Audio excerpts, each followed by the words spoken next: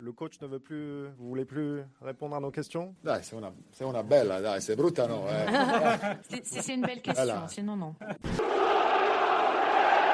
Messieurs, est-ce que vous connaissez le point commun entre une personne qui a perdu l'odorat et Gennaro Gattuso? Non, pas du tout, non.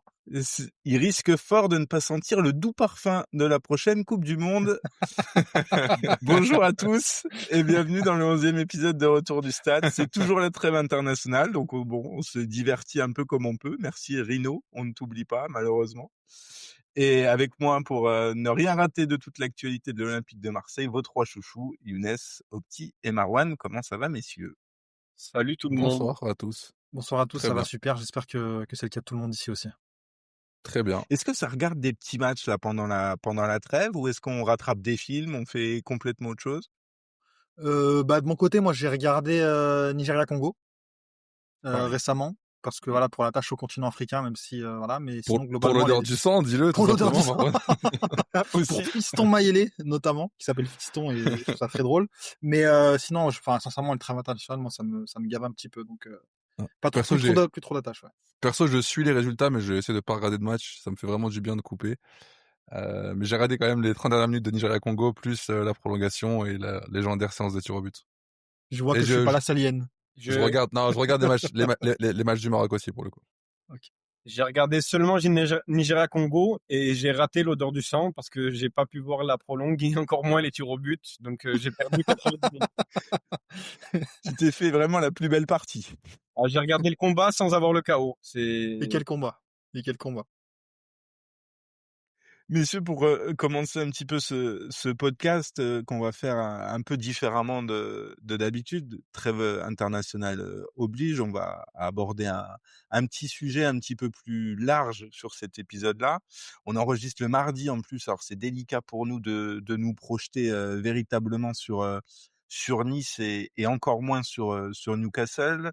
Au moment où on enregistre, les Danois s'apprêtent à jouer d'ailleurs leur dernier match international.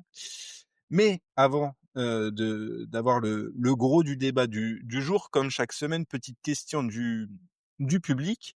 J'ai recyclé une question de la semaine passée, d'ailleurs, de Fabien Villeroy, qui nous demande quel est le style d'entraîneur qu'il faudrait pour un club comme l'OM, avec des noms, si possible. Je crois qu'il a envie qu'on se mouille un petit peu. Le type d'entraîneur, hein, c'est ça qu'il a dit? Le type d'entraîneur et éventuellement un blaze, un ou deux a priori pour Fabien. Si vous avez besoin d'une petite minute de réflexion, moi forcément, je me suis j'ai un peu travaillé le truc. Vas-y. Alors, moi c'est Conte.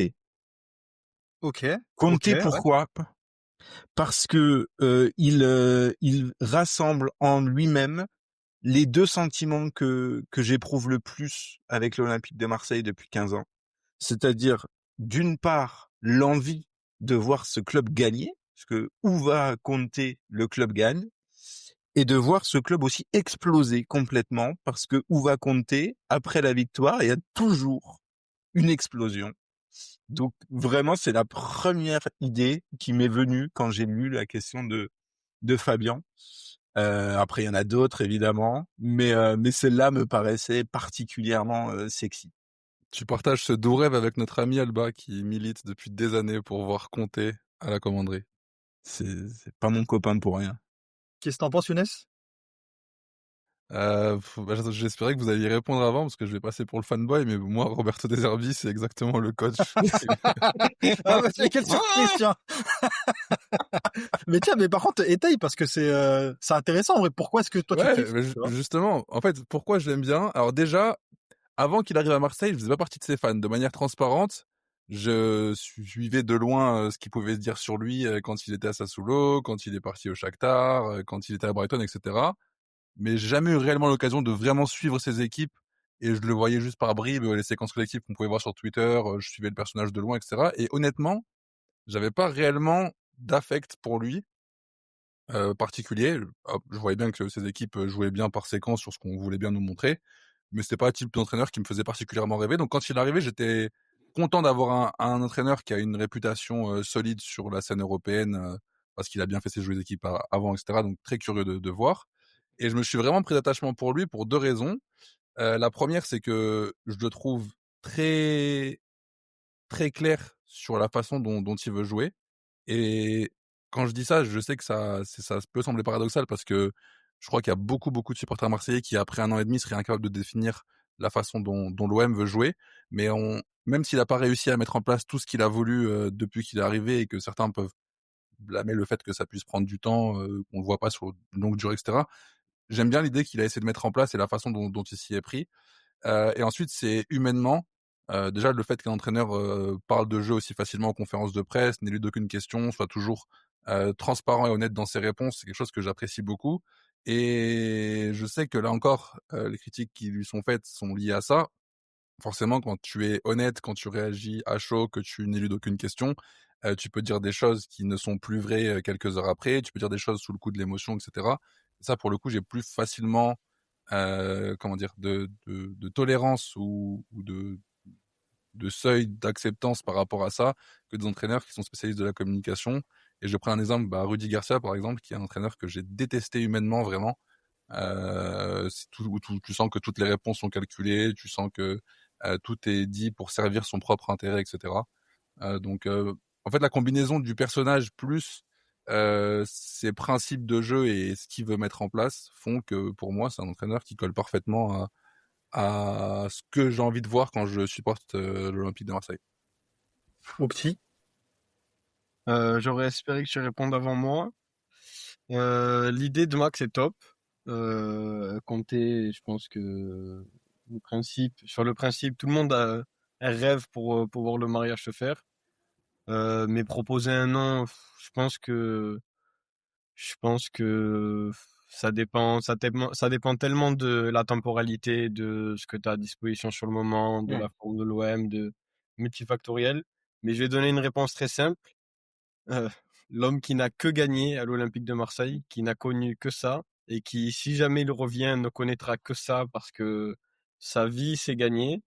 Monsieur, au Non, risque de, tu vas pas lui dire. au risque de choquer, Monsieur Didier Deschamps, Oh l'homme qui non. ramena la coupe aux grandes oreilles, l'homme qui ramena un titre 17 ans après, et l'homme qui, malgré tout ça, s'est fait jeter dehors comme un chien. Mais ok. Donc du coup, toi, c'est uniquement sur le critère de la gagne, du coup. Non, non, en fait, non. J'aimerais qu'il y ait autre chose, mais en fait, moi, ce que je sais, c'est que je n'ai connu l'OM gagnant qu'avec lui, et que même mon père a connu les plus grandes heures de l'OM avec ce monsieur.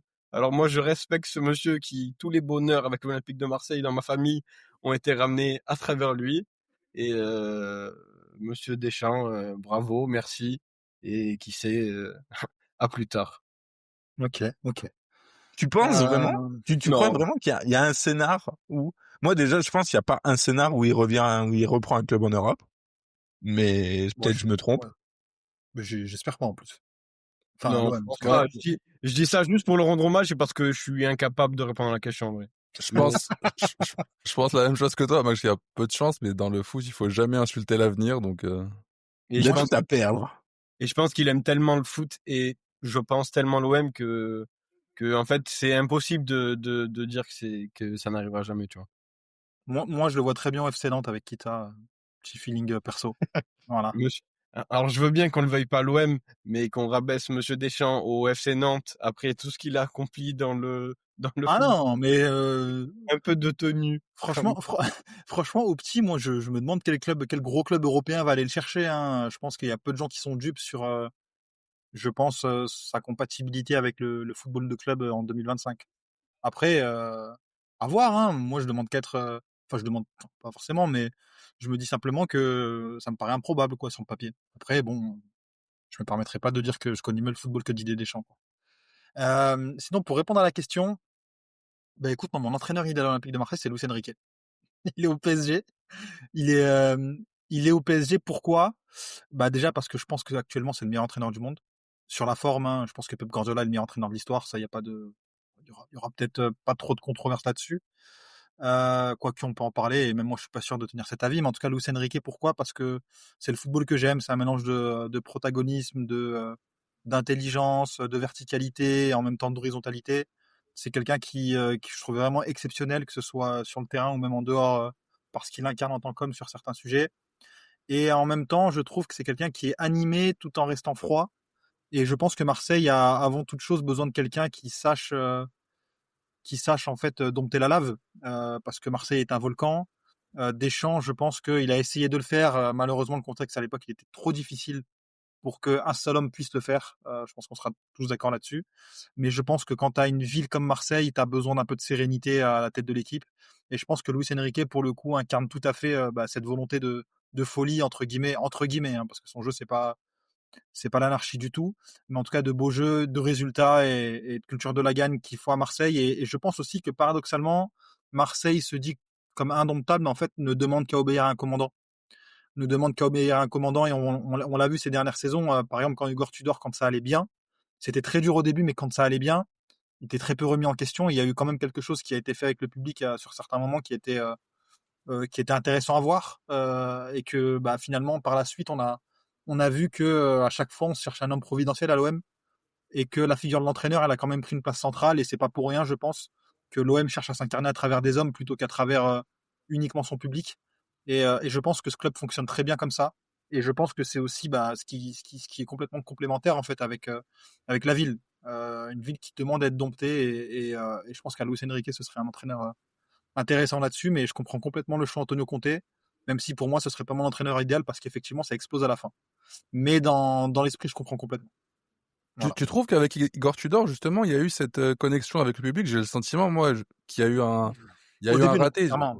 Non, mais justement, en fait, j'ai l'impression que le début, ça a cassé quelque chose de manière trop violente pour qu'après, il y ait une réelle émulation avec lui. J'ai aucun souvenir marquant du public qui a une scène d'euphorie collective avec lui, fait, ou de lui non, qui communique vraiment avec le public. Je suis d'accord avec toi là-dessus, parce qu'en même temps, je pense que les résultats ne le permettaient pas, à part peut-être, je pense que cette nuit au Vélodrome contre le PSG, elle est quand même exceptionnelle sur tous les plans. Elle est extraordinaire, et t'as un run aussi sur le début de saison, tes 7 premiers matchs, t'as un run encore une fois. Bien sûr. Mais bien sûr, je suis complètement d'accord. Et je pense qu'il se raté au début. Ouais. Je pense qu'il se raté au début parce que après on en reviendra sans doute dans notre podcast, mais je pense que le virage sans Sampaoli-Tudor était catastrophique pour l'OM. Et je pense que Tudor l'a payé de façon injuste. Et par contre, par la suite, en fait, il était très peu remis en cause, Tudor. Ensuite, et c'est ça en fait qui a été paradoxal dans cette saison-là, c'est qu'il est parti en étant hyper contesté de façon injuste, et derrière en fait, il a eu carte blanche sur plein de choses. Je me souviens, il y a quand même des séquences qui ont été emblématiques, où vous vous souvenez contre le Sporting au Vélodrome, quand il remet en place les officiels de l'UEFA, ça avait fait un peu de bruit, notamment parce que les gens étaient contents d'avoir un mec avec une poigne aussi forte à la tête de l'Olympique de Marseille. Il y a quand même beaucoup de choses qui sont passées. Après, on était quand même dans une période où aussi on était tellement à la recherche de stabilité, et je pense que c'est toujours le cas depuis quelques années. Le public est beaucoup plus conciliant qu'avant. Et je pense que ça a commencé aussi avec la phase Igor Tudor, où finalement, le fait qu'il a été chahuté, tout le monde s'est rendu compte en fait qu'il y avait un souci et a voulu jouer un peu sa partition là-dessus. Et derrière, en fait, je trouve que le public s'est assez autodiscipliné là-dessus. Et je pense que il y a eu aussi un effet d'adhésion qui s'est aussi répercuté à la fin, parce que je pense que Igor Tudor, il y a très peu de gens qui ont compris pourquoi est-ce qu'il avait décidé de partir. Et je pense que de son côté, Igor Tudor, il y avait peut-être des choses personnelles, on ne saura jamais, en tout cas pas pour l'instant, mais je pense que lui a très mal vécu ce début de saison, et qu'il avait vraiment pas réellement tourné la page. Mais je pense que oui, le public... Je partage son sentiment sur ça, ouais. Je pense que le public, il s'est très très vite rangé ensuite, parce que fort à la force des résultats. Mais derrière, en fait, et on le remarque sur chaque entraîneur, hein, même aujourd'hui avec De Zerbi, dès qu'il y a des choses qui peuvent être contestables, elles sont beaucoup moins contestées qu'avant. Ouais, mais je trouve que justement, en fait, les moments vraiment forts de Tudor, ils n'ont pas été aussi euphoriques avec le public que ce qu'ils auraient dû être. Tu vois, tu prends la victoire contre le PSG, tu vois. Vraiment, c'est dingue. Non, mais c'est un des plus beaux matchs que j'ai vu au stade ce jour-là. J'ai jamais été aussi fier de supporter l'OM que ce soir-là, peut-être sur les 10 dernières années. Mais je le trouve pas forcément estampillé Tudor aux yeux du public, en fait. Même à la fin, sur les scènes de joie, j'ai pas de moment, tu vois, où lui a vraiment vibré avec le public, etc. Je suis d'accord avec toi. Je pense que t'as raison de dire que dès le début, il y a eu une forme de scission ou une forme de cassure qui a fait que ça pouvait jamais réellement recoller à 100%. Et il y a aussi, malheureusement, la gestion de Payet, qui était quand même, qui était un sacré joueur, et le fait que c'est jamais réellement collé avec lui, et après, t'avais des chouchous un peu inutiles comme Gerson, qui était aimé par le public, etc. Non, mais C'est vrai bon, que ça, c'est un autre débat, mais en tout cas, non, mais je pense que je peux te ça a rejoindre pas aidé au fait que complètement. tout Ouais. tout le stade se rejoigne, enfin se range derrière lui. Et je suis d'accord avec toi par contre pour dire qu'il le méritait totalement. Et la saison qu'on a vécue, elle aurait pu être accompagnée par ce supplément d'âme du public. Je trouve que ça a manqué parfois. Et même tu regardes la fin de saison, après le match contre Lens, tu vois, il y a plus rien. Complètement. Et en fait, pour moi, ce que ça a incarné, c'est vraiment le fait que le public s'est discipliné et en fait maintenant se range derrière les hommes providentiels. Enfin, en tout cas, se recherche un homme providentiel parce que tu regardes, je pense que le début de saison de Tudor, il a vraiment choqué tout le monde. Et on s'est dit, mais en fait, comment c'est possible qu'un public puisse siffler son entraîneur de la sorte? Il y a eu beaucoup d'ignorance. Et pour moi, en fait, ça a symbolisé le fait que, en fait, le public, moi, sincèrement, je trouve que depuis quelques saisons, il est beaucoup plus discipliné qu'avant, peut-être même docile à certains moments. Et je trouve que sous Tudor, c'est là que ça a commencé à se dessiner, tout simplement. Tu vois. Ouais, franchement, Après, je suis d'accord avec toi qu'il n'y a pas eu de moment fort. Tu vois, je vais laisser au petit parler, mais moi je trouve pas trop, hein, parce que même Marcelino au début, ça a pas collé. Franchement, moi, je dirais pas que le premier match me choque, parce que quand on se rappelle du contexte de l'époque, moi, j'étais pas ceux qui étaient déçus du départ de Sampaoli, loin de là. Mais dans l'image collective, c'était quand même l'entraîneur d'une équipe qui a fini deuxième après une saison, la saison stade vide là où il arrive pour les 5 derniers mois, même pas les 6 derniers mois. Donc sa saison il 21-22. arrive en mars, je crois. Il arrive en mars, ouais. Ouais, il a un peu cette incarnation du papa poule avec beaucoup de joueurs avec qui ça collait, avec Guendouzi, Gerson qu'il avait ramené et tout un groupe de joueurs que tu sentais capables de mourir pour lui. Ça clash avec l'OM, du coup il s'en va. Et vient Igor Tudor qui est la personnalité opposée, qui est en préparation. Je pense les choque tous un par un, que ça soit les plus grosses têtes ou les derniers de la classe. Et d'ailleurs, une petite pensée à Jordan Amavi qui a pensé qu'il, comme les autres, pouvait faire des têtes contre têtes. Sauf que la différence entre Payet, Gerson et Guendouzi qui font tête-tête contre Igor Tudor et Jordan Amavi, c'est qu'il y en a un à qui on peut dire demain tu ne t'entraînes pas avec nous, alors que les autres c'était pas le cas. Et donc avec tout ça qui sort dans la presse, et la prépa calamiteuse, moi les sifflets au premier match, ils sont choquants, mais c'est pas non plus c'est pas un truc de. En fait, c'est très marseillais, mais c'est pas non plus décorrélé du contexte.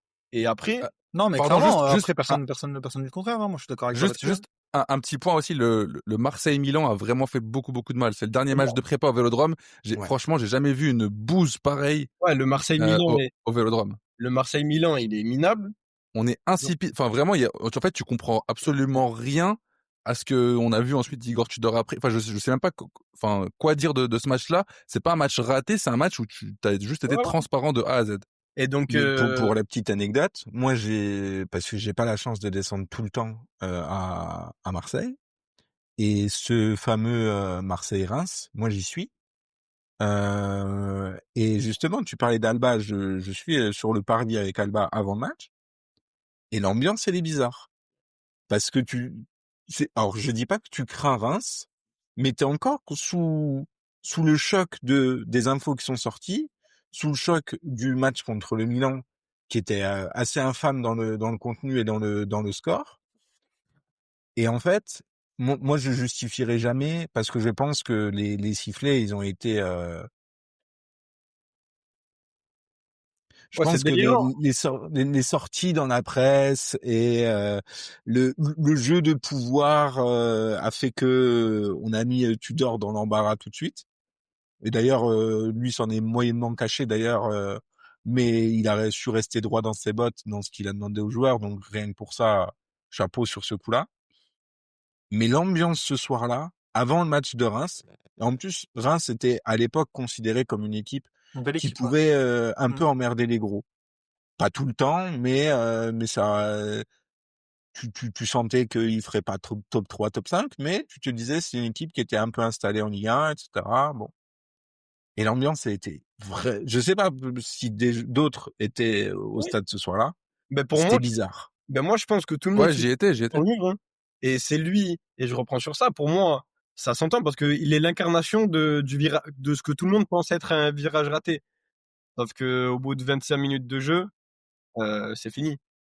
Oui. Au bout de 25 minutes de jeu, c'est fini et c'est fini jusqu'à Lens. Jusqu'à Lens, moi, genre, j'entends ce que dit Younes quand il dit qu'il n'y a pas eu d'effervescence incarnée autour de sa personne à lui, mais autour de l'Olympique de Marseille de cette saison-là, c'était honnêtement, pour moi, au stade, c'était sensationnel.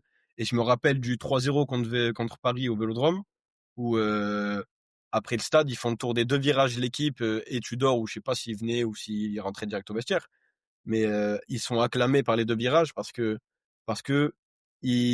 cette équipe-là et ce coach-là, ils avaient le Vélodrome dans la poche et que tant qu'il y avait quelque chose à faire, et pour le coup, c'était la Coupe de France, jusqu'au drame, tu avais l'équipe dans la poche, tu vois. Même le souvenir je pense que on verra cette année, et j'espère que cette année, on n'aura ni le souvenir amer, mais la consécration, c'est triste à dire, mais un passage à une sortie de la phase de ligue, ça serait une consécration pour l'OM. Même la Ligue des Champions de cette année-là, il y a plus le souvenir amer et la déception de pas avoir eu droit à ce que tu pensais avoir droit, parce que jusqu'à 5 minutes de la fin, tu as une balle de match pour te qualifier en 8e.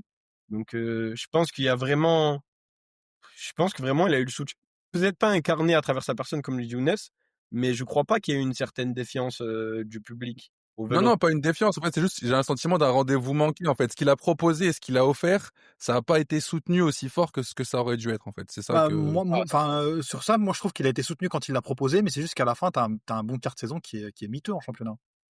Enfin, je suis désolé, le dernier quart de la saison, il est mauvais. En plus, je trouve, en fait, c'est ça qui est dommage. C'est aussi là que tu vois toute la personne entière qu'il est, je pense. C'est qu'en fin de saison, il est en roue libre dans sa communication. Le match à Ajaccio où tu le vois en train de manger des sushis alors que tu viens de perdre, par Mais le exemple. championnat, il est fini depuis 2 journées, Marwan, pour l'OM. Mais peu importe, c'est pas un supporter, hein, Igor Tudor. Non, mais je Parce pense que tout le monde est dégoûté. lui savait qu'il partirait. Ben oui.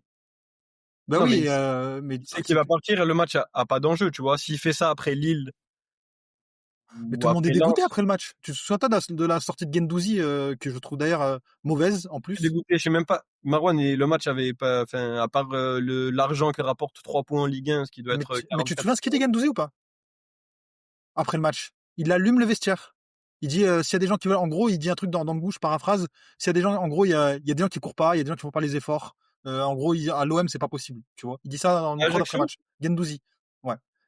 Bon, après, Et en fait, tu vois, le maillot, mais et t'as une sale ambiance en fin de saison. T'as une sale ambiance. Et parce qu'en fait, depuis 2-3 mois, tu joues mal. Tu regardes, je crois que tu fais un très bon match contre Auxerre, janvier ou février, je sais plus quand est-ce que c'était, à la Baie des Champs. Et derrière, en fait, tu deviens hyper prévisible dans le jeu, tu vois, hyper prévisible. Hyper prévisible. Et c'est dur à regarder. le Et retour, moi, il est ouais. à domicile. Et t'en as pas des bons matchs. En fait, le drame de cette saison, c'est qu'il y a un nombre de matchs qui tournent pas en ta faveur qui est ahurissant, tu vois, parce que là, tu parles de cette fin de saison comme ça, mais t'as un match contre Lille où tu les massacres en première mi-temps et qu'au retour des vestiaires, tu leur donnes un péno ou un but contre ton camp, je sais plus. T'as le match contre Lens bon, on va pas revenir sur les erreurs arbitrales. Déjà, on fait 7 de cette année, c'est déjà pas mal. Mais en fait, c'est l'histoire Au de cette. Vélodrome, Lens? Hum Au Non, à Vélodrome? Bollaert. À Ouais, Non, Bollaert. voilà. le retour, c'est à Bollaert. Mmh. Le retour, c'est à Bollaert. Le match aller, pareil, c'est un 0 contre Lens où Pereira da Costa marque depuis 45 mètres en tapant Balerdi, puis la lune, puis il finit sous la barre, alors que tu les as mangés. Non, franchement, c'est l'histoire de cette saison. Après, pour ceux qui n'ont pas apprécié, on n'a pas le même goût dans la bouche, mais pour ceux qui ont apprécié, c'est le, le, le goût du Moi, je plaisir en t'avoue bouche. que je t'avoue que j'ai pas ce goût-là dans la bouche. J'ai beaucoup Ah, kiffé beaucoup de matchs, mais je trouve que ça s'est essoufflé assez vite. Notamment le danger que tu crées, c'était souvent des joueurs qui n'étaient pas habitués à être devant la cage. J'avais regardé à l'époque, je m'étais amusé à, tu sais, chaque match, tu as le comptage des XG. En fait, tu regardais que la plupart des XG, c'était des Jordan Klaus, par exemple, qui les provoquaient, ou des Chancellor Mbemba. Et je crois que Chancellor Mbemba, je crois que c'était le deuxième ou troisième meilleur buteur de l'équipe à ce moment-là. Enfin, Ouais, en fait, après, Ça fait pareil, ça. ça, c'est une lecture qui peut abonder dans le sens d'Opti, qui est le fan numéro 1 d'Igor Tudor. C'est que justement, dans cette philosophie de jeu, tout le monde attaque et que quand tu vois que justement, tes défenseurs ont le plus d'XG ou génèrent le plus d'XG, ça montre bien ton ambition offensive pour le coup. non, parce que en fait, si c'est uniquement des joueurs qui sont pas habitués à être devant la cage, en fait, tes XG à la fin, bah, tu produis du danger là où en fait où t'es le moins performant, où t'as le joueur le moins performant pour concrétiser. Et en fait, sur la fin, tu remarquais que finalement, si t'arrivais pas à attaquer avec tes pistons, t'étais hyper prévisible dans les phases de conservation. Et moi, en tout cas, ça m'a dérangé à la fin. Après, pour moi, Igor Tudor, il méritait une deuxième saison. Tu vois, il méritait une deuxième saison dans tous les cas. Ouais. Et ça c'est clair. J'entends ce que tu dis, Marouane, mais c'est une critique qui avait déjà été faite et Le plan B, le fameux plan B. Oui, bah oui, je suis d'accord avec ça, ouais. Non, mais moi, j'aurais bien aimé qu'il y ait plus d'offensifs avec Déguisé, mais il y a eu que 2 joueurs offensifs dans cet effectif. C'était ça le problème, bah ouais. C'est Alexis Sanchez et Amin Harit. Il y en a un qui s'est blessé au bout de 3 mois, il y en a un qui avait 36 ans et qui, après 44 matchs à jouer avec Malinowski, Gerson qui voulait retourner au Brésil, Vitinha. Après, Vitinha, on pourra en reparler, mais je trouve que sa gestion, elle était mauvaise. Tu vois? Je trouve que sa gestion, elle était mauvaise à l'OM quand il arrive. Ah, il est à 0 but, 0 passe D, là, depuis le début du Ouais, championnat. bah, y a pas de souci, mais le problème, c'est que ces saisons d'après ne définissent pas le joueur qu'il était quand il arrive. Je pense qu'il aurait pu être plus intéressant que ça, tu vois, Vitinha, par exemple. Je dis pas que c'est le crack de l'année, mais moi, tu vois, j'en ai parlé avec certains qui étaient au club et tu vois, ils le concèdent allègrement. La gestion de Vitinha, elle a été très mauvaise au début. Après, moi, tu vois, j'ai pas envie de l'imputer à Tudor, uniquement à Tudor, parce que je sais pas si c'est un joueur qui l'a voulu. Tu vois, Vitinha, je suis pas sûr que Igor Tudor ait demandé d'aller chercher Vitinha à Braga. Ah, je Mais pense sans. pas. Vu le Ouais, moment où on le bah, signe, j'ai l'impression aussi, tu vois, vu comment il l'a géré.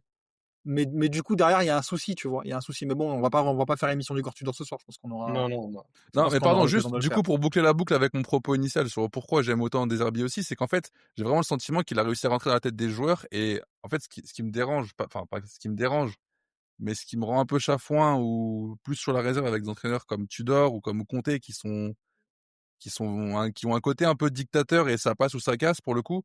Je trouve que Deserbi a beaucoup plus d'intelligence émotionnelle et en fait j'aime bien les entraîneurs qui réussissent à convaincre leur vestiaire. Pour moi, je pense que c'est ça la partie la plus dure du métier d'entraîneur. C'est pas tant les idées de jeu, c'est pas tant le dispositif tactique, c'est pas tant la préparation des matchs, mais c'est réussir chaque matin à arriver à l'entraînement et réussir à convaincre tes joueurs que ce que tu vas leur dire de faire, c'est la meilleure chose qu'ils puissent faire pour eux et pour l'équipe. Et ça, pour le coup, encore une fois, je sais que c'est un organe de communication, c'est de la propagande, ce que vous voulez, mais ce qu'on a vu dans les insides, j'étais attentif au discours à chaque fois de Deserbi et le moment où il décide de sortir le fouet, le moment où il décide de rassurer, le moment où il décide de cajoler, etc.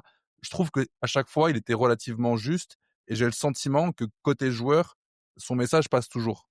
Et ça, c'est vraiment un critère hyper important pour moi quand tu évalues un entraîneur. C'est cette faculté à dompter son vestiaire et à emmener vraiment un vestiaire avec soi. Et ça, je trouve que c'est pas donné à tout le monde pour le coup. Et l'avenir nous dira sans doute si justement tout le monde a été emmené cette saison et peut-être une saison 3, mais ça, à mon avis, on aura l'occasion d'en discuter en deuxième partie de saison. Ouais, ça on verra, mais je trouve qu'il y a quand même beaucoup de moments où ça aurait pu péter pour Deserbi, tu vois. Tu prends l'enchaînement de matchs l'année dernière, par exemple, quand en fin octobre, début novembre, tu perds contre Lens, contre Auxerre, etc.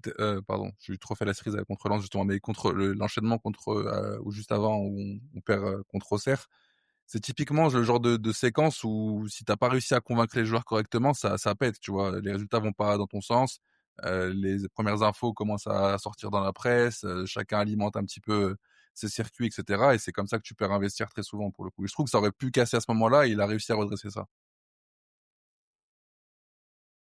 Là encore, j'ai pas d'avis parce que je pense qu'il est aussi, en fait, lui, je pense il bénéficie de ce dont n'a pas pu bénéficier en partie Sampaoli, Tudor, voire Marcelino, et qu'il s'inscrit dans le fameux nouveau plan à 3 ans et qu'on remettra pas en cause tout le plan, sauf catastrophe qu'il n'y a jamais eu pour le moment.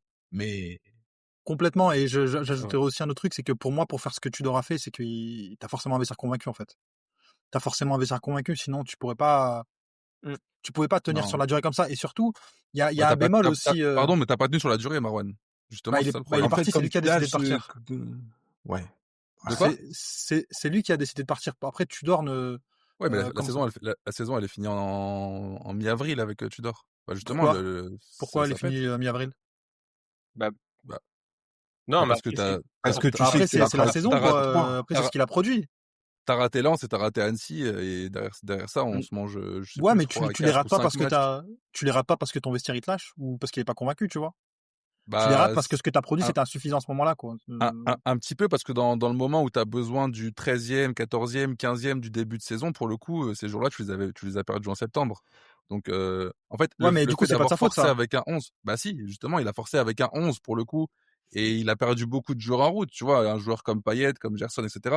Honnêtement, moi je comprends Mais qu'ils aient mis sur le côté. il l'a payé, hein. Il l'a payé. Pour moi, tu vois, genre, moi, je suis hyper critique. Moi, tu vois, par exemple, je trouve que son passage, on le surcote beaucoup à Tudor.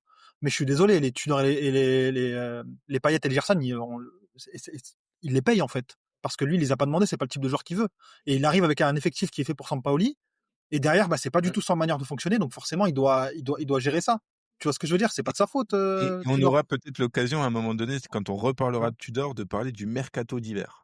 Ouais, qui est Exactement. catastrophique. Mais juste Exactement. pour répondre à Marwan en 2 mots, Je oui, termine du coup, effectivement, Younes, c'est parce pas de qu'il sa faute. y a, C'est pas de sa faute, mais il a pas su le gérer. il y a un parallèle à faire parce que du coup en fait De Zerbi lui il a un luxe, c'est qu'il peut faire du gâchis. Tudor le pouvait pas. C'est que quand tu regardes aujourd'hui, t'as Brassier il est parti, t'as Wai qui est parti, t'as Ismaël Koné qui est parti, Tudor tu l'as enlevé 4-5 joueurs, c'était terminé en fait. Parce que t'avais pas un effectif aussi large qu'aujourd'hui. De Zerbi on dit ouais il a son groupe, il a son groupe de ceux qui acceptent de se mettre de se mettre derrière lui. Aujourd'hui un joueur il accepte pas, il part et l'OM en rachète un nouveau. C'était pas du tout la même situation à l'époque, tu vois. Pour moi, tu vois, il n'y a pas de corrélation entre. Enfin, en tout cas, De Zerbi, moi, ce que j'aime bien, et là où tu as raison, c'est qu'il arrive à incarner quelque chose. Maintenant, le vestiaire, moi, j'ai pas les éléments là-dessus, et je constate aussi qu'il y a quand même du gâchis, et un gâchis que l'OM peut se permettre aujourd'hui. C'était moins le cas avant, tu vois. Et tant mieux Moi, pour après, lui, tant mieux pour nous. Hein. pardon, mais le gâchis, en vrai, ça a toujours existé. Ouais, mais là, tu avais quand Enfin, même Eli Wahi, que t'as recru phare, tu l'exfiltres en 6 mois. Ismaël Koné, tu l'exfiltres en 6 mois. T'as quand même une proportion de gâchis que tu peux te permettre aujourd'hui. C'était pas le cas avant. Et tant bah, mieux pour nous, parce que du coup. Ismaël Koné et Eli Wahi, c'est pas vraiment on va dire, c'est pas vraiment la même chose, parce qu'Ismaël Koné, tu te refais pas non plus trop la cerise, tu le prêtes au bout de 6 mois et tu réussis par miracle, parce que Rennes a su bien le relancer, mais je pense qu'on a été très chanceux que Rennes et qu'Habib Beye notamment a réussi à faire un gros travail sur lui, parce que la preuve, en Serie A, ça marche pas pour lui. Mais Non, je crois que sur Eli ça Wahi, va, je crois que ça va pour lui, mais peu Ça va un importe, peu mieux, là, après, Ouais, ça va ouais, un peu mieux, mais bon, c'est pas fou non plus, on va ça pas se dépend mentir. Hein. enfin, on parle du joueur qui a fait le match de prépa contre Watford et qui nous a choqué d'un but sur un slalom de 25 mètres et qu'on pensait vendre en PL 40 millions. Bah après, ça engage ceux qui croient en ça, mais dans tous les cas, moi, je fais pas mon cas Ouais, sur Ismaël Koné. Je te dis ok. que Mais quand tu additionnes Brassier, Koné et Wai, je crois que c'est plus de la moitié de l'investissement de ce mercato-là, tu vois. ouais, mais Tu vois ça a pas, Wai et Brassier, ça a pas clashé avec des Herbis. Ça a marché juste pas pour eux à Marseille, mais ça a Non, pas non, clashé avec ça a des clashé Herbis. avec le club. Ça a clashé avec le club. Ismaël Koné qui a, regarde, Ismaël Koné, oui, je l'ai pas cité Brassier, justement, mais je te dis. Wai, après, je vais pas sortir des trucs que je peux pas sortir ici. Mais Wai, ça fonctionnait pas avec le club, mais pas pour des raisons tactiques. Mais pas avec Voilà. des Herbis. Si, en partie aussi. Enfin, En partie Pour moi, aussi. je crois que Wai, c'était plus un problème. Je n'ai pas d'infos, donc je peux permettre d'émettre des idées. Pour moi, je pense que Quand le joueur il n'arrive pas à l'heure à des rendez-vous, il n'y a ouais, pas que Benassia je que ça pense que embête, tu vois. non, bien sûr, mais c'est pas une relation conflictuelle avec des Herbis. Pour le coup, c'est le joueur qui fait des fautes Il n'y a pas et besoin qui que ce soit forcément conflictuel, Younes. agace tout le monde. Il n'y a pas besoin que ce soit conflictuel. Genre, ça peut simplement pas matcher humainement, plutôt dans l'éthique de travail entre les deux. Et après, ils n'ont pas besoin de se monter en l'air, entre guillemets, tu vois, pour que ça ne fonctionne pas. Ouais, enfin, matcher dans le type de travail, si le joueur n'a pas la base d'arriver à l'heure à des rendez-vous, enfin, c'est pas une question de matcher dans la façon de travailler. Il aurait fallu quoi, un entraîneur qui accepte que le joueur soit en retard, Ouais, du coup? mais dans ce cas, pour Tudor avec Gerson et Payet, si les deux ils sont en La même dilettantes, chose. C'est la même si les deux ils sont en dilettantes à l'entraînement, c'est une question d'éthique de travail entre les deux. Tu peux pas dire Mais que pour Tudor il a pas su le gérer et que De Zerbi, c'est normal parce que c'est de la faute des joueurs. bah, justement, si je le dis parce que enfin, c'est des comparaisons qui ne sont pas raison. Si tu prends Dimitri Payet, quand tu vois la saison qui vient de sortir ou l'ère qui vient de sortir avec Sampaoli qui a réussi à Ouais. lui rentrer dans la tête, et quand tu vois le niveau d'investissement qu'il a, parce que ça n'a jamais été un joueur irréprochable sur son hygiène de vie, mais pour avoir ce niveau de performance à son âge, au moment où il le fait, c'est qu'il devait quand même être très sérieux, donc on a su le Non, convaincre c'est qu'il de est trop ça. fort, c'est Et tout. j'ai- C'est qu'il est trop ouais, fort. il était trop fort toute sa vie, C'est en vrai, qu'il il a est quand trop même eu des creux. fort. Non, mais peu Là, importe, pardon. je veux Juste un truc, non, mais juste pardon pour clarifier sur Eli Wahi. Eli Wahi, tu le prends, il a déjà beaucoup de casseroles quand tu le prends, et tu le prends avec la prétention, et je le reproche pas, de te dire que tu vas pouvoir réussir à le changer. La vérité, c'est que il est trop dur à Younes, défendre. Moi, vas-y, je veux vas-y, juste un petit, vas-y. contre-argument sur Payet, Younes.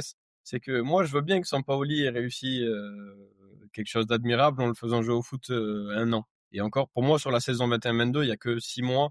Et les 6 autres derniers mois sont bien plus faibles par rapport au début de saison. Mais André Villas-Boas, il l'a eu 2 ans. La première année, c'est peut-être l'une de ses meilleures saisons à l'OM. C'est le parfait exemple. Et le deuxième, il est écœurant. Donc la vérité, c'est que moi, je veux bien qu'on reproche à toujours plein de trucs. Mais Dimitri Payet, il a pas attendu Tudor pour faire une saison oui, une Mais, saison c'est- non. mais Gerson, c'est pour ça. Mais tu dis l'inverse, Younes. Non, Tu mais le non, reproches non. à Tudor, là. Non, non, justement, c'est pas parce que je le loue chez Deserbi que je le reproche à Tudor pour le coup. Mais c'est ce que t'as dit. Mais tu loues quoi? Moi, sincèrement, chez Deserbi, moi, je veux juste qu'on revienne au propos de Max. Il arrive dans une période où l'OM a fait 1 an avec Sampaoli, ils font deuxième, on le garde pas. Alors que deuxième, normalement, le mec doit rester. Tudor, il fait troisième. Pour moi, c'est évident qu'il doit rester, mais il y avait débat. Mais je pense que la logique, c'est que il doit rester. Marcelino, il vient, il fait 5 jours. Après, on fait 4 entraîneurs. Et là vient De Zerbi. Et tout le monde se dit, à la vie, à la mort avec tous les supporters, la majorité sont dans la même approche. À la vie, à la mort avec lui. Et Benatia est dans cette optique-là. Il bénéficie de ça. Et c'est pour ça que Moi, je suis s'il y a d'accord sur ça. quand il y a un brouille avec des joueurs, le joueur saute. Et ça s'entend encore. Et en plus, quand tu retombes sur tes pattes sur Wai, je crois qu'à ce moment-là, quand je viens là, la question du mercato d'hiver, je crois que l'OM de De Zerbi est quoi, deuxième? Ouais, je crois que c'est ça. Hein. Pour Wai, 26 millions d'euros et garder l'entraîneur qui est deuxième. Wai, au revoir. Koné, pareil. Bah oui. Brassier, je sais pas comment on a fait, on a cassé le prêt, on a dit non, l'option d'achat à 12 millions, ça ira. Je pense que Benatia et Longuera, quand ils ont appris que ce papier-là est arrivé par fax ou par mail, ils ont dit on signe tout de suite, on casse le prêt. Moi, j'entends. Et tu vois ce qui est intéressant sur Brassier au petit, Ouais. et c'est là en Non, fait où moi, ça ce qui me fait contredit rire, Younes. C'est qu'en fait, c'est quand il dit. Vas-y, pardon. Juste, je te laisse finir ma ronde de Je crois secondes. que je vais dire la même chose, donc vas-y, dis-le. Mais après, moi, c'est peut-être dans les côtés que j'aime bien. C'est quand il dit, ouais, on a l'un des meilleurs neufs au monde de Voilà. sa génération. Brassier, on a l'un des meilleurs centrales d'Europe. Koné, je rappelle que il a 2 doigts de dire à Minarit, casse-toi vite de mon club. Il y a Ismaël Koné qui vient de signer. Au final, je pense qu'Harit a plus joué sous le maillot de l'OM cette saison-là. Donc, c'est des ratés. Mais déjà, ils sont pas imputables qu'à De Zerbi. Bah, Il y complètement. a les mecs qui les recrutent, qui les scoutent, qui les analysent, qui Complètement. reçoivent leurs agents avant de les faire, qui échangent. Je pense qu'il y a plein de fautifs. Ce qui est sûr, c'est que ce mec-là arrive à convaincre au préalable, qu'il ait un nom qui lui permet de convaincre au préalable. Complètement. Alors, est-ce que c'est justifié totalement, ou non? La réalité, c'est que c'est un fait qu'il l'a pas volé.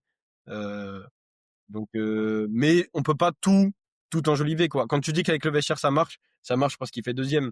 Si tu fais Non, pas justement, c'est ce que je te dis. Je te parle de situation dans la saison, pour le coup, où ça aurait s'il avait pas cette qualité-là, ça aurait potentiellement pu péter parce qu'il y avait tous les éléments pour. Et justement, il a réussi à redresser la barque dans ces moments-là. Tu vois, même la fin de saison, pour le coup, la fin de saison, tu peux vivre un enfer. Au final, tu réussis à prendre tous les points qu'il te faut, alors que t'es sur une tangente qui est très, très, très dangereuse à ce moment-là. Et honnêtement, pour moi, ça ne tient qu'au fait qu'il a cette qualité de réussir à emmener un vestiaire. Et encore une fois, sur Tudor, je disais juste tout à l'heure que dans sa façon, qui est très brute pour le coup, et qui est ça passe ou ça casse, quand ça casse, malheureusement, il n'y a pas de machine arrière. Et quand tu cites l'exemple de, il dit Eli Wahi, c'est un des meilleurs attaquants d'Europe, etc. Bah, c'est juste un levier. Ah, mais dans ce Oui, cas, c'est mais infalsifiable, en fait, Younes. c'est- Ah, mais c'est- Younes, faut être honnête. Dans ce cas, c'est infalsifiable, en fait, ce que tu dis. Parce que quand tu dis que Wai et Brassier, on n'avait pas l'ambition d'en faire des machins, et que, en gros, c'est aussi la responsabilité des gens qui les recrutent, mais qu'on te montre, en fait, Non, que j'ai De pas dit Zerbi, ça. si, en gros, ce que tu as dit, c'est que, en fait, Koné, quand il arrive, entre guillemets, quand ils arrivent avec Brassier aussi, on n'avait pas, entre guillemets, il subit ces choix-là parce qu'on n'avait pas l'ambition d'en faire des Ronaldo. Tu vois? Et que De Non, Zerbi, en fait, il reçoit ces joueurs-là, mais qu'il y avait, en gros, il avait pas d'attente particulière envers eux. C'est ce Non, que j'ai tu pas disais dit tout à ça. l'heure. Non, non, Si, c'est ce que tu vraiment. disais tout à l'heure. On va s'enregistrer, du coup, je réécouterai, mais je me sens pas, ou alors peut-être que je me suis mal fait comprendre, désolé. Mais non, j'ai pas dit ça pour le coup. Hein. Bah, en gros, ce que tu disais, c'est que De Zerbi, il avait pas l'ambition d'en faire d'autres joueurs. En gros, quand ils arrivent, ils étaient déjà des joueurs à problème, entre guillemets, ou problématiques d'un point de vue éthique de travail, et que c'était ça Ah, le souci. Tu vois? non, non, j'ai pas dit ça. J'ai dit non. Je parlais d'Eli Wahi pour le coup. Je disais que en fait, quand tu le prends, c'est un joueur qui est réputé avoir eu des problèmes partout où Ouais, il est bien sûr. passé. Demande au Lensois, demande au Non, Montpellier, non, mais ça c'est tu sûr, as ça c'est beaucoup plus sûr. d'infos que moi. Je te dis juste que ce joueur-là, tu le prends avec la prétention, et c'est normal. Mehdi Benatia a cette qualité-là, Désiré a cette qualité-là. Tu le prends en te disant, toi, tu vas réussir à le détordre pour le coup. Et je pense que tu as tout essayé et tu t'es rendu compte que finalement, bah, t'es pas plus fort, t'es pas tant plus fort que les autres et que tu ne vas pas y arriver et Mais je suis d'accord avec toi, mais du coup, c'était pareil pour tu Payet le ou sors. Tudor. Et du coup, tu peux pas l'imputer à Tudor. Parce qu'en fait, ce que tu disais tout à l'heure, c'est que c'était des joueurs à problème, Gerson et Payet, mais Tudor, il a pas réussi à les redresser. Dans ce cas, tu dis pareil pour De Zerbi, en fait. Bah, Tu vois, sur Wai. non, en fait, c'est pas la même chose, en fait. C'est vraiment pas la même chose. En fait, c'est le même argument, parce qu'en fait, du coup. Oui, c'est le même argument, mais en fait, si tu n'appliques pas la nuance de qui sont les deux dans le vestiaire et quand tu le fais, genre tordre un Payet, c'est pas tordre un Eli Wahi dont tout le monde se fout et dont tout le monde a oublié qui il était 4 jours après qu'il soit parti. Enfin, il y a personne qui a pleuré Eli Wahi. Mais le problème, c'est que Payet, il a beaucoup trop d'influence dans le vestiaire pour le coup. Et c'est pour ça que d'ailleurs, beaucoup reprochent à De Zerbi le fait que avec des joueurs comme Balerdi, avec Højbjerg, etc.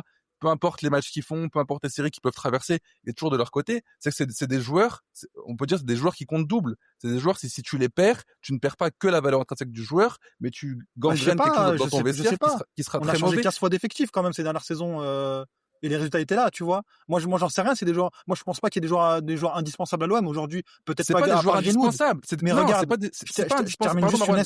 Ouais, mais tu vas répondre, si t'as pas compris ça, tu vas répondre à côté, là. Non, parce que je continue, parce qu'en fait, je répondais à ce que tu disais. En gros, quand tu dis aussi, De Zerbi, c'est des levées de communication quand il disait ça sur Wai et Brassier. Comment est-ce que tu peux justifier ça et pas dire, non, il y croyait, mais il a pas réussi? En fait, ce que je veux dire, c'est que, et je suis d'accord avec le petit là-dessus, c'est que tu peux pas tout enjoliver et en fait ne pas prendre la responsabilité de tes arguments. Et des arguments que tu formules pour Tudor, derrière sur De Zerbi, t'es pas cohérent là-dessus. Mais moi, c'est l'argument qui me choque. Wai, Brassier, Koné, j'en ai rien à faire. Non, moi aussi je m'en fiche. Et la responsabilité, je la porte. Même dans la configuration où il le dit parce qu'il le pense, pour le coup, du coup, faut le reprocher de le sortir après. Mais en fait, moi, je te mets juste devant la charge de ton argument que t'as formulé sur Tudor. Sur Tudor, t'as dit c'est de sa faute pour Gerson et Payet. Et après, sur De Zerbi, par contre, tu dis non, en fait, c'est de la faute des joueurs parce qu'on sait qu'ils étaient comme ça. Qui sont comme ça, tu vois. Alors que en fait, c'est un peu pareil aussi. Payet et Gerson, ça a jamais été les mecs les plus gérables au monde. À Lille, il a eu des soucis. À Nantes, il a eu des soucis. En fait, c'est ça le souci de la comparaison, Marouane, c'est que tu ne peux pas comparer. Qu'est-ce qui est différent alors?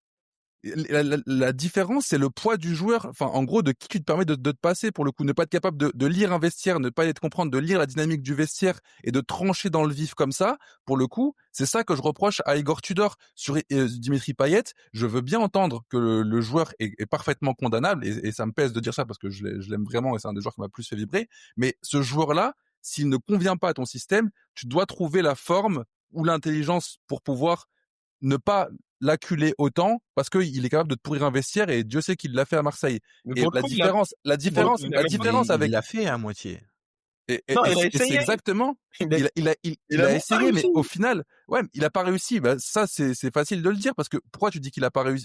Tu dis qu'il a pas réussi. Il a sans doute réussi, pas à hauteur de ce qu'il espérait, mais il a peut-être sans doute réussi à pourrir un petit peu l'état d'esprit du vestiaire, et même si ça s'est pas tant ressenti que ça sur cette période de la saison, au final, quand tu fais le bilan de la saison où Marouane dit il y a un quart de la saison qui est pourri, potentiellement, ça peut être lié à l'influence néfaste que des joueurs mis sur le banc ont réussi à Pour moi, c'est juste faire, tu vois. Qui était pas franchement, je pense qu'on veut tous s'arrêter, mais là, vous me retendez une perche. Honnêtement, je suis l'homme le plus frustré que Payet ait pas réussi à rentrer dans cette équipe. Surtout après la blessure d'Harit, où je pense que tout le monde se dit, Dim, par pitié, juste encore 20 matchs. Encore 20 matchs pour nous, parce que cette équipe, elle est déjà démoniaque. Si tu nous donnes 20 bons matchs, jusqu'où on va aller? Mais je crois qu'il pouvait tout simplement pas. Et pour te dire que il a ni réussi ni voulu, je pense, non, il a voulu, pas réussi, mais qu'après il s'est rangé.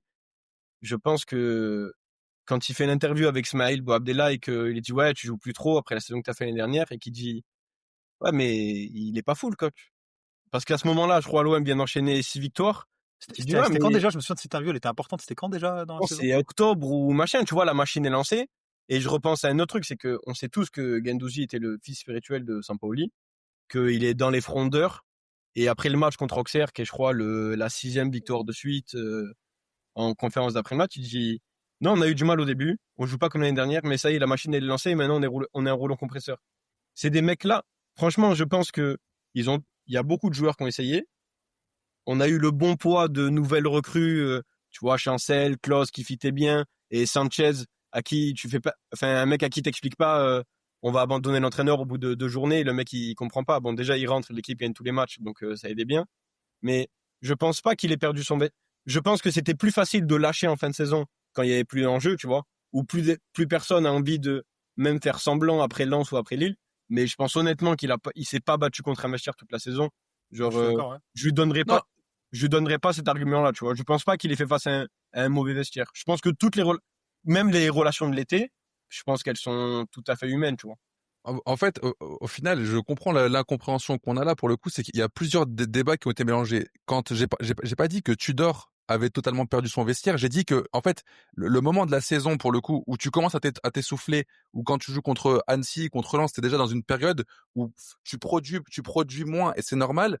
Je l'expliquais en disant que ce moment-là où tu aurais dû avoir un second souffle de ton 13e, 14e, 15e ou 16e joueur que tu étais censé avoir, ces jours-là malheureusement tu les as perdus et t'as jamais réussi à les ramener Ouais, mais à Deserbi a un pas le même niveau. Et encore une effectif. fois, Du coup, Alors, oui, mais c'est pour ça, déjà, c'est pour c'est ça pas qu'on que tu peut les as pas. perdus, c'est que tu ne les as plus. Il y mais en a qui il va sont même partis pas. au mercato Bah hivernal, non, Gerson qui part en sont décembre. arrivés.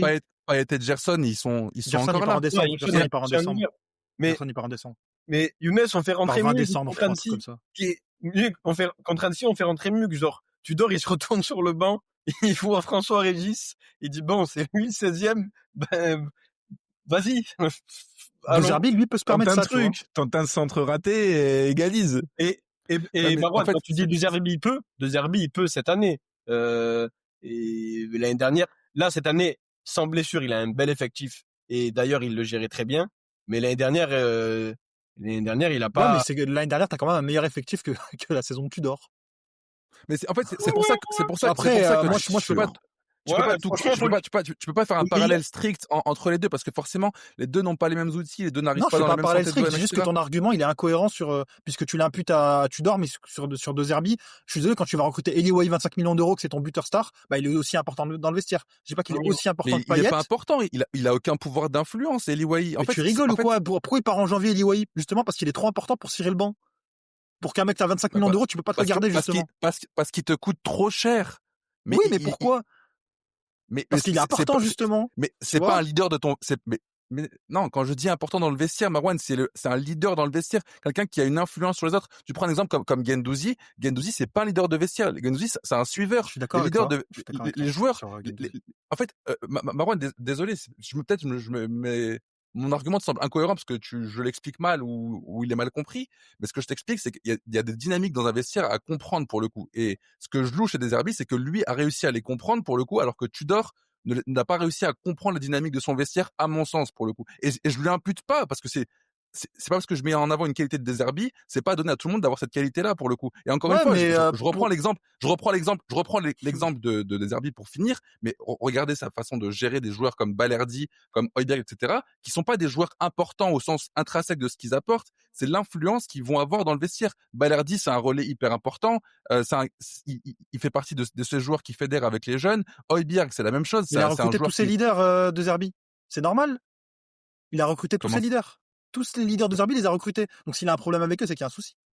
Tu vois? En gros, les Højbjerg, les joueurs que tu cites, à part Balerdi, qui est là depuis je sais pas combien de temps, qui n'a jamais eu de problème avec personne, parce que c'est un top gars. Kondogbia était déjà là avant, je pense. Ouais, mais Kondogbia, c'est pas un leader, c'est pas un mec qui joue beaucoup, c'est pas un mec qui a amené à jouer beaucoup. C'est un leader, justement. Bah, tu vois, un leader de vestiaire. En fait, c'est là, tu vois, c'est le parfait exemple. Merci Max. Kondogbia, c'est un leader, Marouane.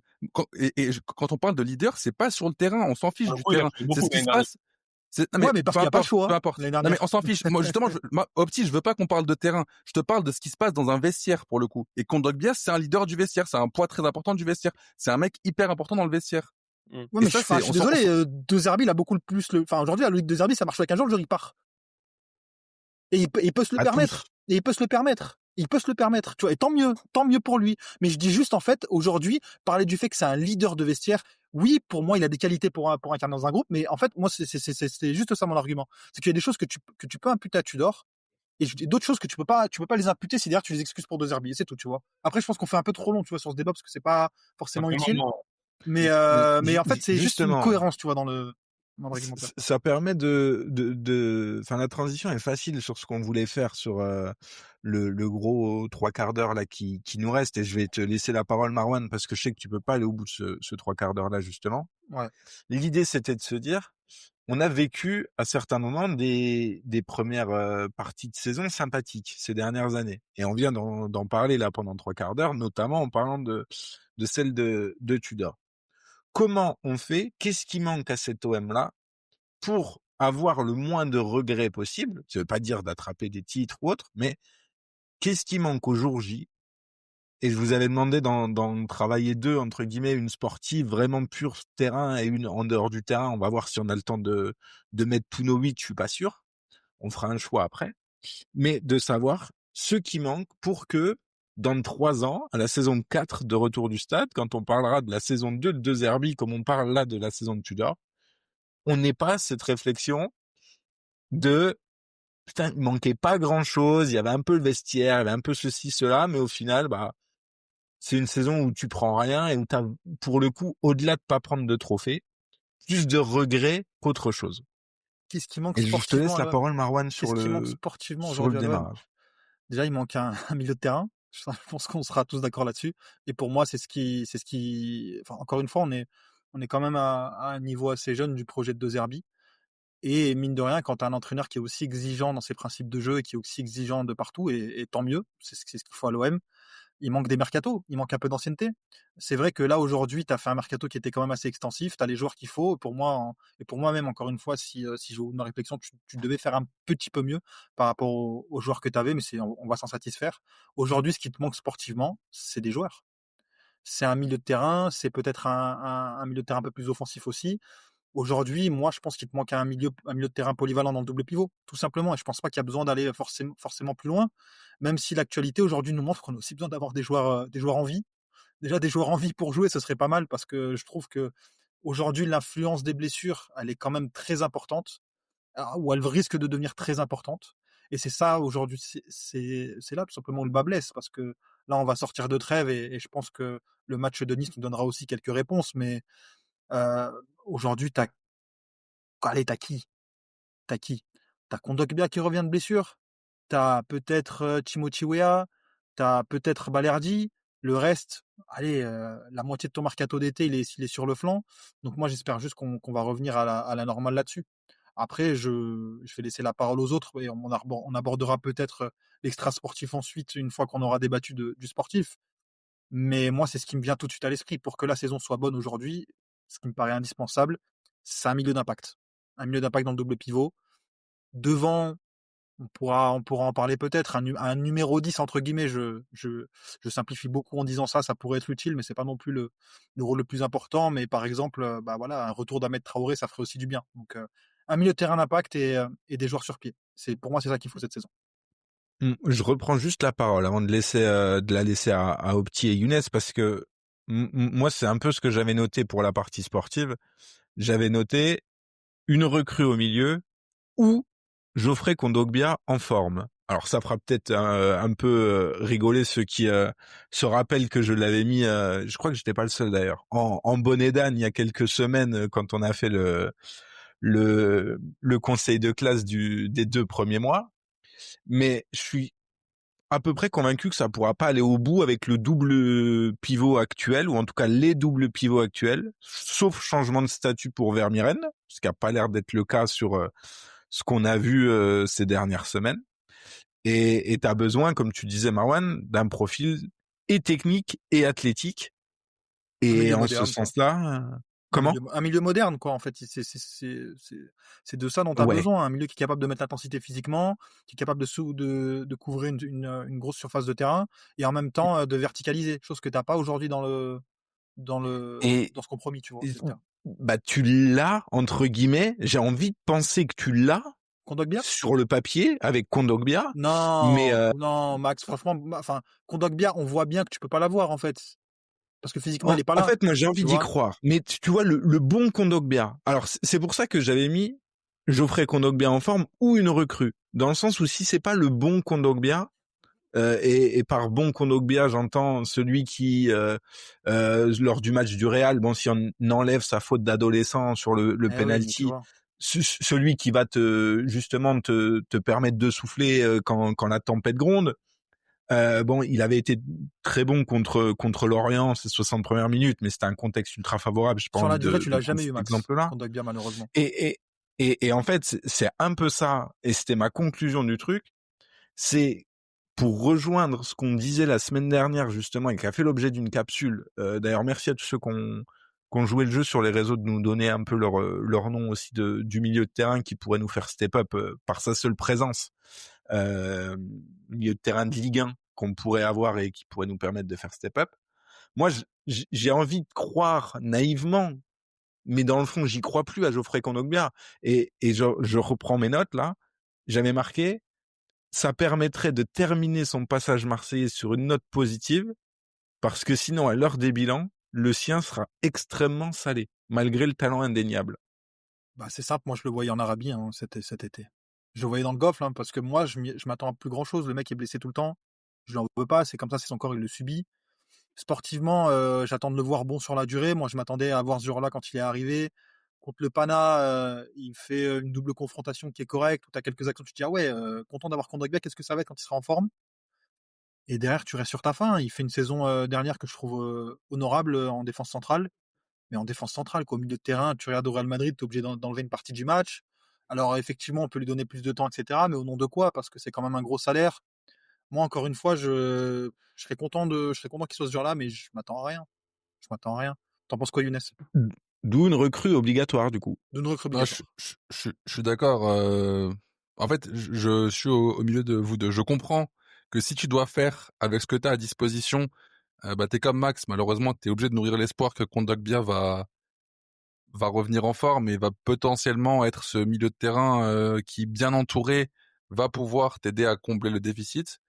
Mais si tu dois être lucide et raisonnable, c'est un pari qui est quand même extrêmement risqué. Et si c'est un pari qui est extrêmement risqué, ça implique qu'au mois de janvier, tu t'actives particulièrement pour aller chercher ce profil qui te manque, parce que je vais pas paraphraser Marwan qui l'a très bien expliqué, et on en a parlé dans les épisodes précédents. C'est vrai que le gros point noir de cette saison, c'est le milieu de terrain, et on doit trouver ou identifier une solution pour pouvoir aller au bout, et aller là où les espoirs qu'on a actuellement devraient nous emmener. Je sais pas si je ferai confiance à Kondogbia. Je crois que j'ai un peu J'ai une abandonné l'idée question. de le revoir sur la durée. J'ai Et une juste, pardon, mais complémentaire, du coup. contre le Pana, il prend rouge à l'aller, hein, Ouais, il est il se pas fait là au expulser retour. rapidement. Il nous met dans la merde. Ouais, c'est vrai, je sais même pas pourquoi j'ai dit ça. Enfin, je crois qu'il fait un début de match Et pas, correct ouais, là-bas, et ouais, puis il se prend ouais, un carton pourri. Je crois que c'est pour ça que j'ai dû dire ça. c'est le fait qu'il a nourri beaucoup d'espoir. Il y a quelques séquences où dans l'enfer de Mais là-bas, du il avait coup, un peu aidé. je réfléchis par rapport à ce que tu viens de dire, Younes, mais est-ce qu'on n'est pas... Alors, je connais pas le montage financier d'O'Reilly, très exactement, mais au milieu de terrain, tu as quand même Højbjerg et Kondogbia qui te coûtent assez cher.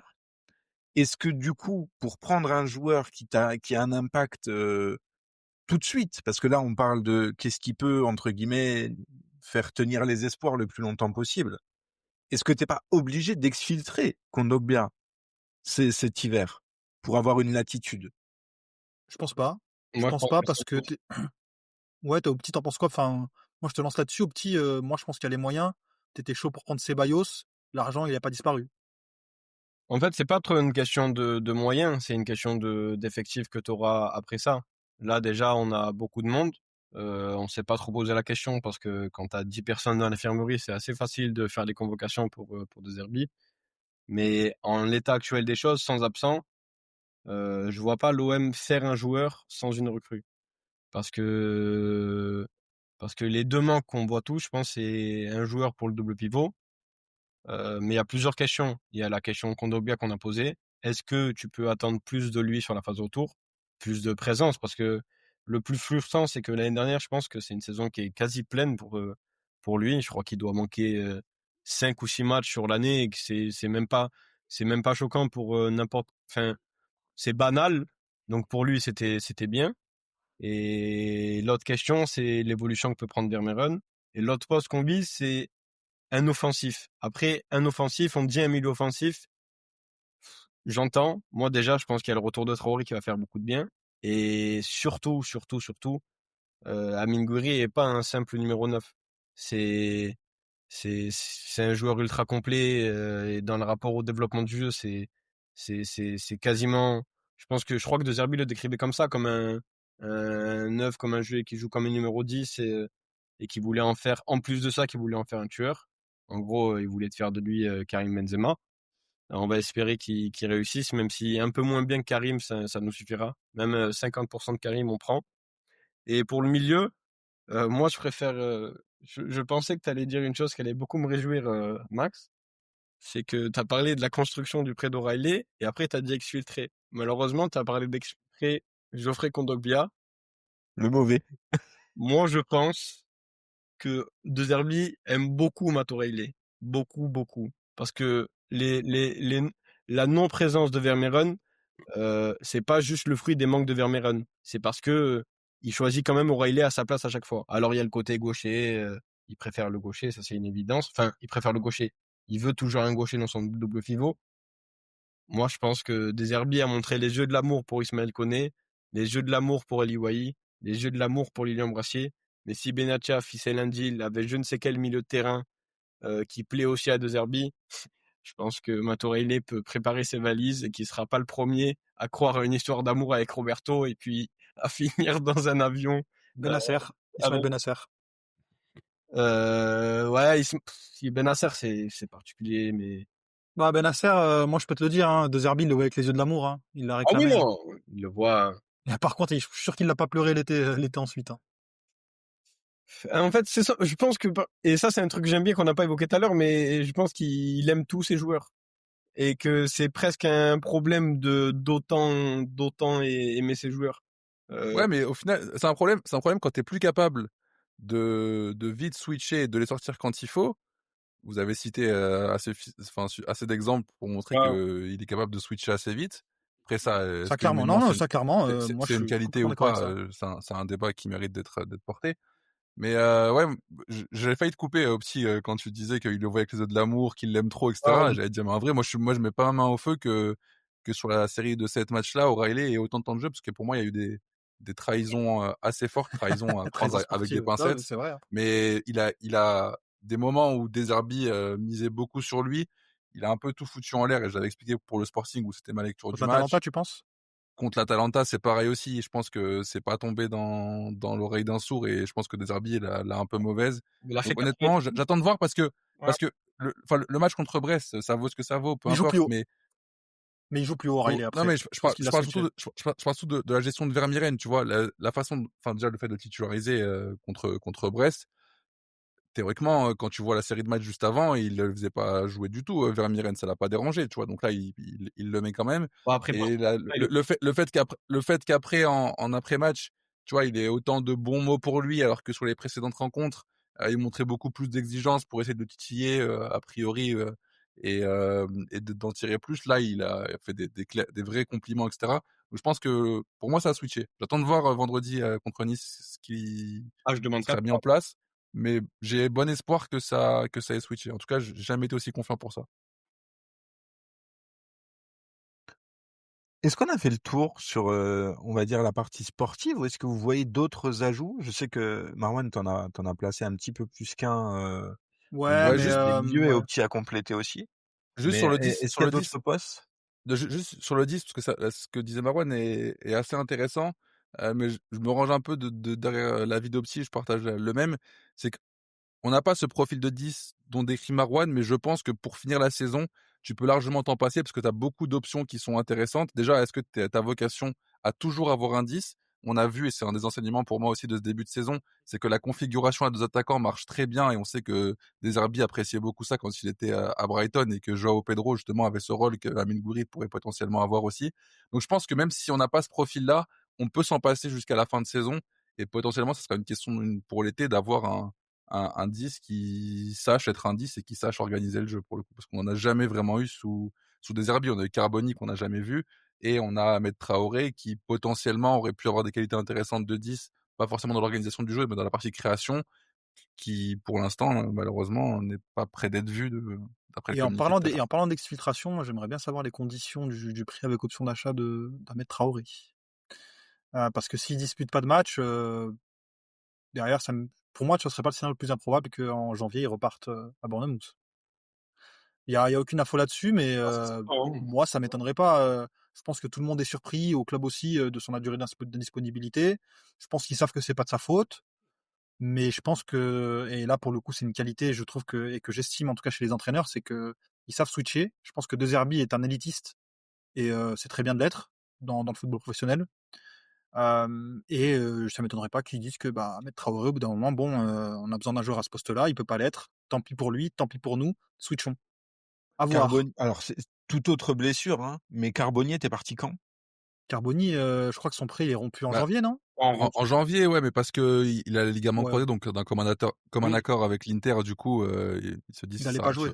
enfin, t'avais un prêt d'1 an, tu vas jamais l'utiliser, autant qu'il fasse sa prépa dans le club, de sa rééducation dans le club à Ouais. qui il appartient. Mais après, il y a aussi un monde où, même si c'est sans doute moins grave pour Ahmed Traoré, si tu le revois pas ou très peu d'ici Noël, Pas de CAN. est-ce que tu repars, avec lui sur 2026, avec ce gros point d'interrogation au-dessus de sa tête?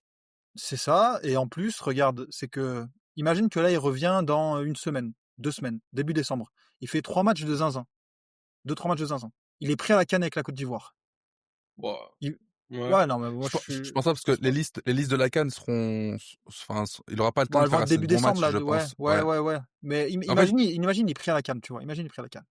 moi j'allais dire, j'allais suivre ton raisonnement, pardon, mais où il a le temps de faire 1 ou 2 bons matchs en décembre. Pour moi, justement, il va rater la CAN, quasiment pour sûr. Et justement, ça peut faire en sorte qu'il sera là en janvier et que tu ne l'exfiltres pas Alors, en je suis décembre. d'accord avec toi. Pour moi, ce serait ça le plus probable. Mais enfin, sincèrement, les sélections africaines, tu sais jamais. Comme les sélections sud-américaines.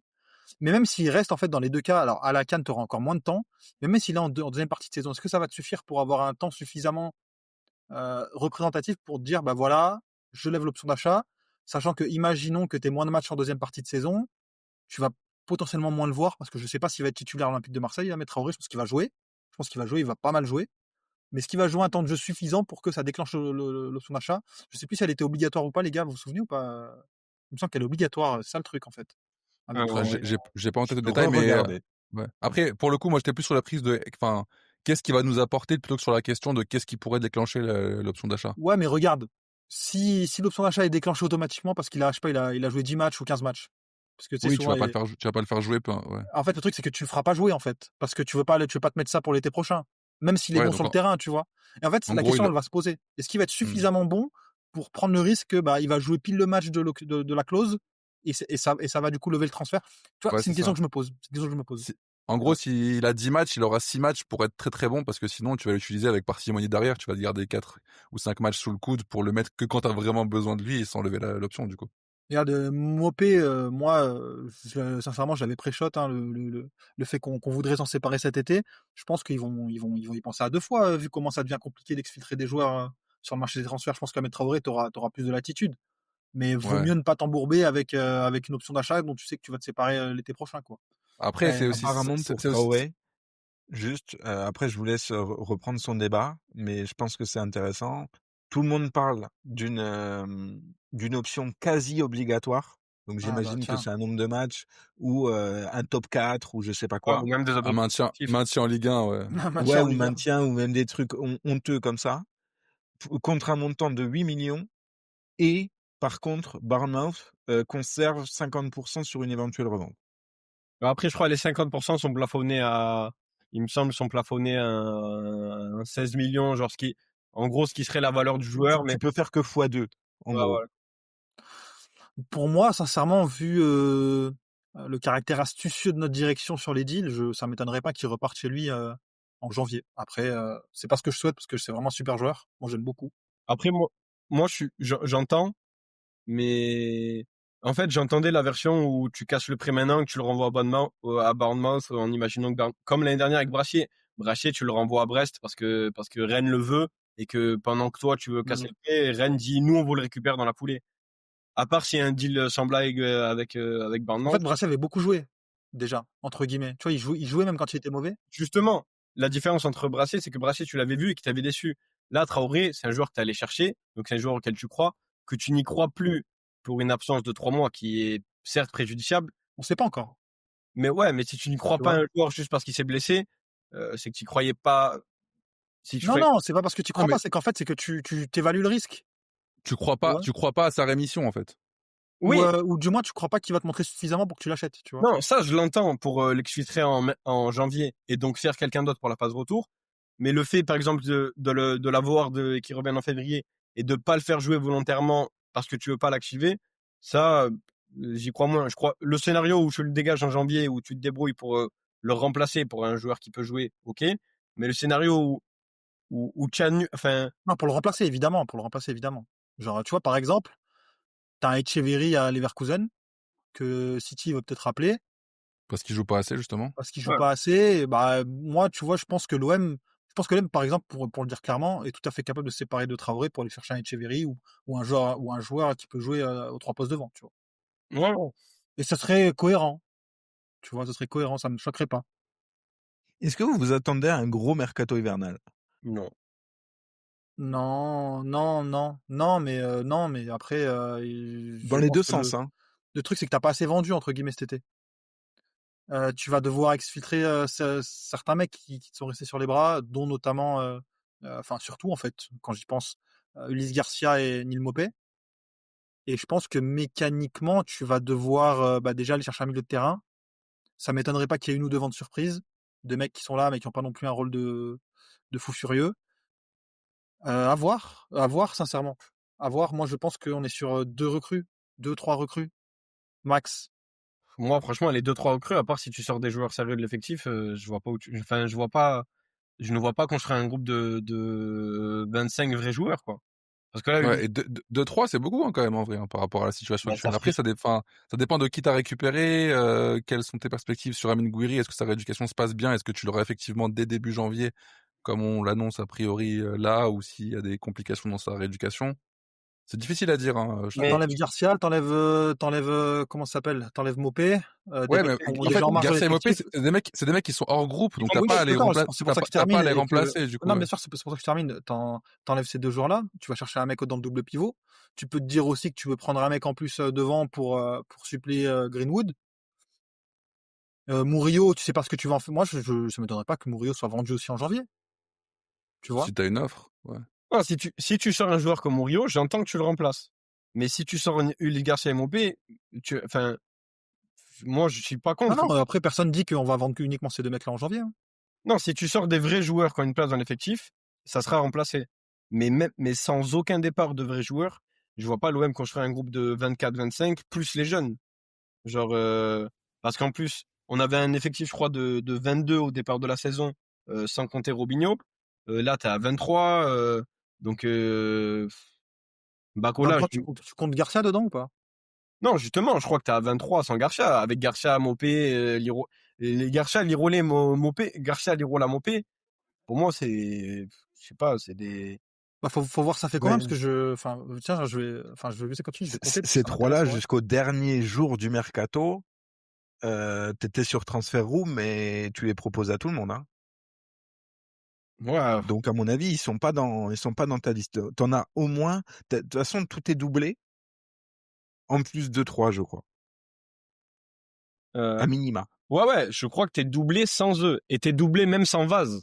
Et aujourd'hui, Vaz, c'est plus un petit jeune, c'est un mec qui candidate C'est une vraie option. au 11 titulaire, donc il est presque plus proche des 11 que des 22. Et en parallèle, on avait dit potentiellement de réfléchir à quelque chose d'extra sportif. Est-ce que, à votre avis, vous avez, vous, des souhaits, entre guillemets, extra sportifs ou des éléments sur lesquels l'OM doit travailler pour se rendre crédible à une belle fin de saison? Je Un peux, je peux, je responsable de peux, je peux cellule peut-être terminer. médicale. Ouais, bah c'est ça. Mais je Vas-y, peux, je je peux t'en peut-être prie. terminer parce qu'ensuite je dois filer les amis et je vous laisserai là-dessus. Évidemment, la cellule médicale, on en a passé, même si pour moi je l'incluais dans le sportif, mais peu importe.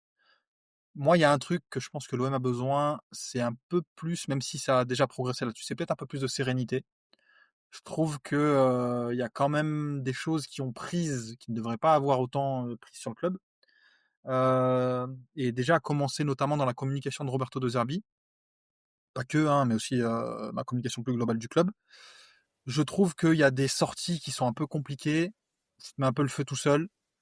Et je trouve que voilà, Roberto De Zerbi, par contre, dans sa communication, est un peu trop effusif, même si c'est sa personnalité, tu vas le chercher aussi pour ça. Mais je pense que ça te dessert à certains moments. Je pense que dans certains constats d'après-match, il y a un manque de lucidité. Ça c'est pour ce qui le concerne. En ce qui concerne le club en général, je trouve que parfois dans la communication, on pourrait faire un petit peu mieux sur la durée. Je ne parle pas uniquement sur cette saison-là, mais c'est toujours là.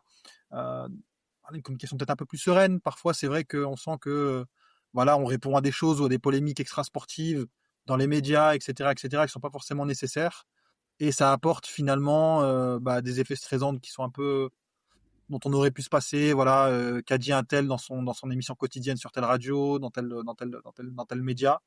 Et je suis pas sûr que l'OM ait besoin de ça, déjà, sachant que c'est déjà suffisamment compliqué et suffisamment dur, notamment pour De Zerbi à l'OM, d'un point de vue communicationnel pour gérer son groupe. Et je trouve qu'en plus, il avait excellemment bien débuté la saison. Et voilà, juste ne pas oublier que c'est un club qui a besoin de sérénité et que parfois, voilà, tout le monde ne doit pas répondre à tout le monde. Et ça serait bien qu'on continue dans les progrès qu'on a entamés depuis 2-3 ans parce que rien n'est gagné. Et là, pour le coup, je trouve que De Zerbi, il a une phrase qui est excellente à l'OM, c'est voilà, on peut jamais vraiment se reposer à l'OM parce que quand tout va bien, tout peut vite aller mal. Et ça, je trouve très très bon là-dessus. Et je pense que c'est bien de s'en souvenir pour tout le monde au club. Et puis, J'ai juste une mini relance, Marwan, si tu nous accordes 1 minute de vas-y, plus et je veux pas abuser de ton temps, mais parce que j'ai pas réellement d'avis et ça, pour le coup, la communication, c'est un sujet que tu maîtrises très bien. Quelle importance t'accordes à ça? Et je vais prendre ça va boucler la boucle avec ton propos d'introduction sur l'émission avec l'entraîneur idéal qui est Luis Enrique, pour le coup, qui avait une communication qu'on peut qualifier d'exécrable dans la façon dont il interagissait avec les journalistes, etc. Et on a cru comprendre visiblement qu'il a mis d'eau dans son vin, qu'il a eu des consignes par rapport à ça, etc. Il a juste gagné, je crois. Ouais, aussi, c'est vrai. Mais je suis C'est d'accord avec Younes, faux. par contre, là-dessus. C'est que c'était un gros problème. Mais pour le coup, il a eu des déclarations qui, pour le coup, je trouvais complètement à côté de la plaque et tu sentais vraiment qu'il était purement dans un jeu de provocation avec les journalistes et il disait des choses qui avaient pas de sens, etc. juste pour le plaisir de contredire et de montrer que c'est lui qui décidait. Et au final, ça a quand même réussi à fonctionner pour lui au PSG, malheureusement. Et donc, du coup, comment t'évalues cette importance de la communication média, par exemple, pour De Zerbi, par exemple, où tu lui reproches, là, en l'occurrence, de pas être juste? Non, je pense pas qu'il soit pas juste, je pense qu'il peut faire mieux. Non, qu'il puisse ne pas être juste par moment, parce que c'est vrai, il y a des moments où il est pas juste. En fait, De Zerbi, je trouve qu'il y a une culture de l'excuse qui parfois peut être dérangeante, ne serait-ce que dans la gestion de l'environnement immédiat de l'OM avec les supporters, et que parfois ça amplifie des défaites qui n'ont pas forcément lieu d'être amplifiées. Je trouve que il a eu, par exemple, il a mis du temps cette saison à avouer que l'OM jouait mal sur certaines séquences. Il y a eu des séquences où l'OM a été mauvais, il a pas réussi à le dire. Aussi sur certains joueurs, moi je trouve qu'il y a des conseils qui n'ont pas été lucides. Mais pour répondre plus globalement à cette question-là, la communication c'est fondamental. Surtout que De Zerbi, je pense, il a moins de marge qu'un entraîneur comme Luis Enrique. Déjà, ne serait-ce que d'un point de vue des moyens du club. Je pense que De Zerbi, s'il se foire en termes de communication, il n'a pas Dembélé et Gvicha et Doué pour sauver un match. Et c'est vrai que du coup, tu dois faire d'autant plus attention, même s'il a quand même une marge à l'échelle de la Ligue 1 qui est importante.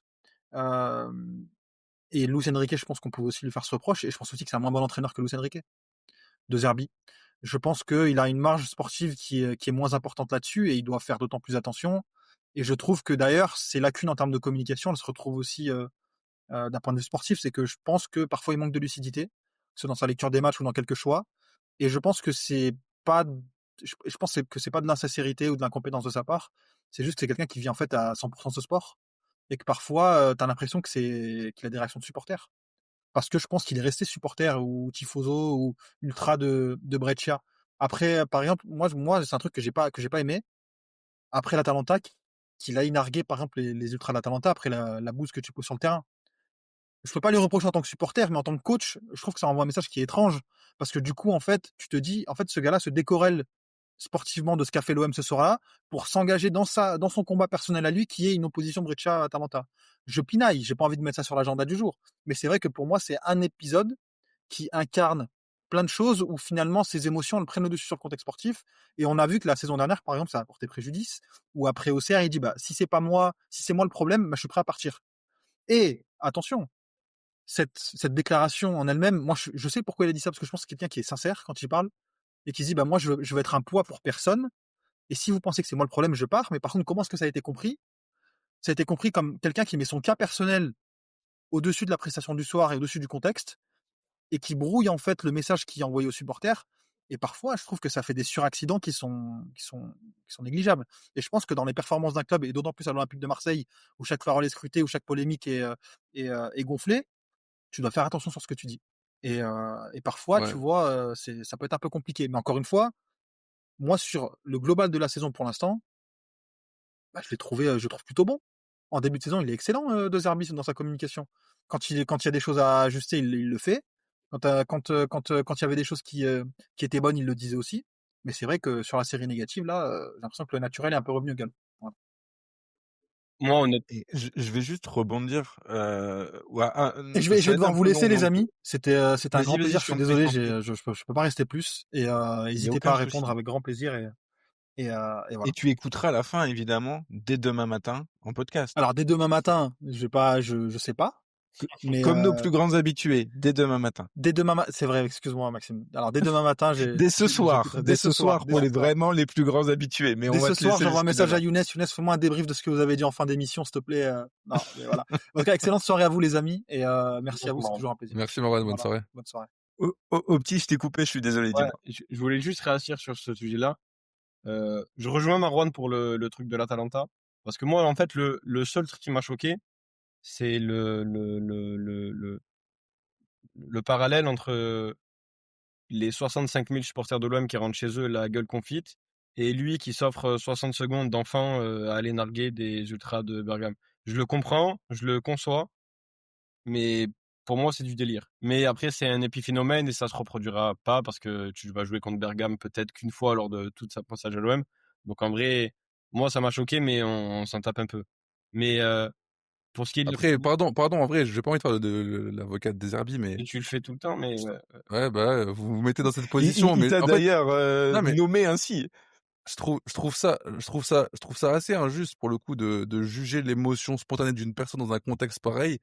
Je pense que nous tous, en tant que fans de foot, on a tous eu des réactions, que ce soit par un but, par un marqué par son équipe, un but encaissé, etc. Où on a eu une réaction où si on nous l'a montré, on se détesterait ou à tout du moins on se reconnaîtrait pas pour le coup. Et en fait, je trouve que cette impulsion que peut générer le foot, je trouve ça très dur de venir la reprocher à quelqu'un. On a beau me dire que c'est un professionnel, qu'il est payé pour ça, etc. À l'instant où ça se passe, à l'instant où t'as 600 je sais pas combien de personnes de l'Atalanta qui t'insultent, toi, tes parents, ta descendance, qui tuent, etc. et tout. je pense qu'il en... Je dis pas, je veux pas l'excuser pour le coup, mais en fait, c'est juste que je suis surpris qu'on n'ait pas la capacité d'avoir un peu plus d'empathie dans ce moment-là, pour le coup. Mais encore une fois, Younes, c'est juste ça que je veux souligner.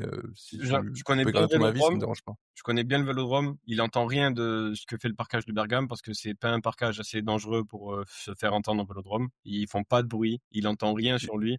À part Il s'il y y a a des gestes, il y a des gestes qui n'ont pas besoin de. il les voit pas, le parquage de Willy et Younes. Même moi qui suis la zone du virage nord la plus proche d'eux, et à part si je les regarde il y a que nous qu'on peut enfin, il y a que la zone où moi Ah je non, constate. je suis à l'opposé en Ghané, je les vois. Tu vois pas. Je peux voir un bras tendu, je peux voir plein de choses Oui, de l'opposé. Tu vois l'animosité, mais tu peux voir c'est difficile de le prendre personnellement, je pense. tu peux voir certains Après, signes. moi, je suis.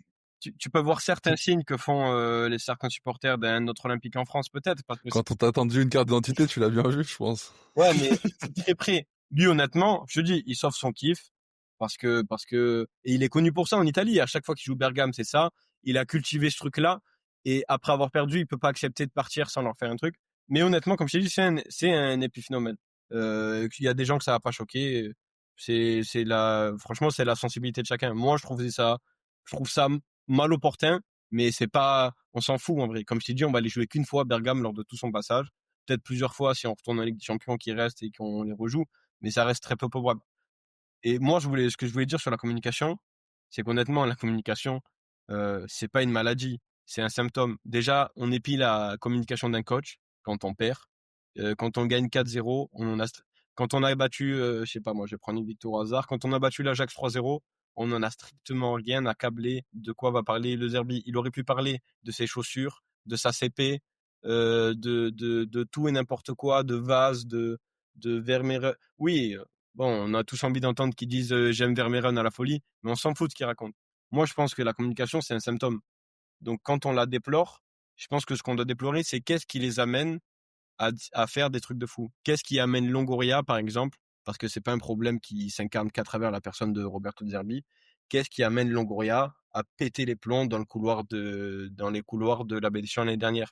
Qu'est-ce qui amène Benatia, c'est pas pareil parce que pour moi, il a vécu des trucs qui peuvent le laisser, enfin, qui humainement, sur la longueur, ne peuvent que l'amener à câbler et à se mettre dans une situation mentale où très peu de gens peuvent passer outre. Par exemple, l'épisode contre Lille, je pense que c'est très dur de reprocher à Benatia de pas switcher rapidement et de pas sortir d'une certaine sur la défense, d'un certain comportement sur la défensive. Quand tu vis ça, c'est même dur de t'en détacher à très très long terme. Je pense qu'il peut pas s'en détacher. Par contre, moi, ce qui me choque, on va revenir sur cet épisode-là, c'est l'épisode de répondre à Roten sans flamme. C'est du délire parce que, en fait, il faut reprendre ce qui était la déclaration de Roten sans flamme, c'est l'effectif de l'OM est médiocre. C'est pas moi qui les ai recrutés, il faut qu'ils rendent des comptes, en gros, grosso merdo. Il réagit à un match où il y a 10 absents sur la feuille de match. Et peut-être la moitié de la valeur de l'effectif, si ça n'a aucun sens de répondre à ça. C'est comme répondre, c'est comme, je sais pas moi, un père de famille qui sort au parc son enfant de 4 ans et qui se fait prendre à partie par un autre enfant de 4 ans qui était là au parc. Mais tu vas pas lui répondre. Et ça m'a déçu que l'OM réponde, pas pour la réponse, pour ce qu'elle symbolise. En fait, ça symbolise que ils sont pas sereins. Si tu réponds à ça, c'est que t'es pas serein. Si tu es serein à ça, t'attends 1 mois et demi, que les résultats reviennent, que tout le monde revienne, que l'OM redevienne l'OM que tu as vu un mois avant. Et là, tu appelles Roten, tu lui dis si tu veux, je te donne 2 heures, telle heure à telle heure, tel jour, et il va te lustrer les pompes, et tu lui envoies 2-3 pics pendant l'interview, et tu l'as humilié, et tout le monde est content. Là, tu as fait un scandale. Ouais, mais c'est le problème, pardon, mais c'est le problème de la communication, au petit, parce que à ce moment-là, tu te dis quoi? Tu te dis, ouais, et on est 2 mois après, l'OM a gagné 6 matchs sur les 8, ils ont réussi à se mettre en bonne position en Ligue des Champions, et Mehdi Benatia, il est encore sur ce que Roten a dit il y a 2 mois de ça dans son émission, etc. Faut passer à autre chose, faut prendre du recul, etc. Enfin, tu vois, je te dis pas que c'est ce que tu dirais, mais si tu veux trouver des reproches, enfin, en gros, quand tu veux tuer ton chien, tu dis qu'il a la rage, tu peux toujours trouver quelque chose à dire sur la partie communication, genre, il s'est jamais Non, unanimement bien. franchement, dans le scénario que je te raconte, tu l'as humilié. Roten, il n'y a pas d'autre lecture. Si, c'est un scénario fictif, hein, mais si tu reviens 2 mois après chez Roten avec tout le monde présent, que tu as fait 1 point contre Newcastle, 3 points contre l'Union L'USG. Saint-Gilloise, que tu es cette fois dans le top 24, que je sais pas, que le week-end en Ligue 1 tu viens de gagner contre je sais pas qui, et que tu es encore à 2 points de Paris ou que tu es devant Paris, en fait tu l'humilies. En fait, dans tous les cas, en fait, tu peux pas faire pire que ce que tu as fait là. Pour moi. Mais au final, tu le réponds quand même dans ton cas de figure, pour le coup. Non, non, parce que les 2 heures, c'est pas à lui que tu vas parler, en gros, tu vas parler tu fais, ouais, j'entends, tu vas lui répondre, c'est vrai. Mais tu vas l'humilier. Alors que là, pour moi, tu l'as pas humilié, Donc le Et problème, c'est plus la réponse que le fait d'avoir répondu. non, mais est-ce qu'on peut pas aller justement, ça m'intéresse. Est-ce qu'on peut pas aller encore plus loin dans le côté on veut du calme à tous les étages? Je m'explique. Alors c'est sans doute un vœu vain complet, Un mais vœu pieux, ouais. moi je voulais vraiment, enfin je rêve de 6 mois d'apaisement parce que on n'empêchera pas les médias de cristalliser des débats, d'hystériser les débats. Mais j'aimerais vraiment, sincèrement, que juste on le teste une fois, que pendant 8 mois, personne ne prête attention à ça. Et quand je dis personne, c'est staff, direction, joueurs et supporters. Et pourquoi j'ajoute supporters? Parce que les bonnes perfs qui vont s'enchaîner, je pense qu'il y en aura. Des contre-perfs, il y en aura aussi. Mais qu'elles ne mettent pas le feu à la maison. Parce que moi, ce que j'aimerais vraiment, c'est que Mehdi, il calme le jeu en conférence de presse de temps en temps, comme il l'a d'une manière peut-être maladroite, mais un petit peu fait là avec les jeunes il y a quelques jours. Non, moi, j'ai Que trouvé les ça génial, petits, par exemple. moi j'ai trouvé ça très bien.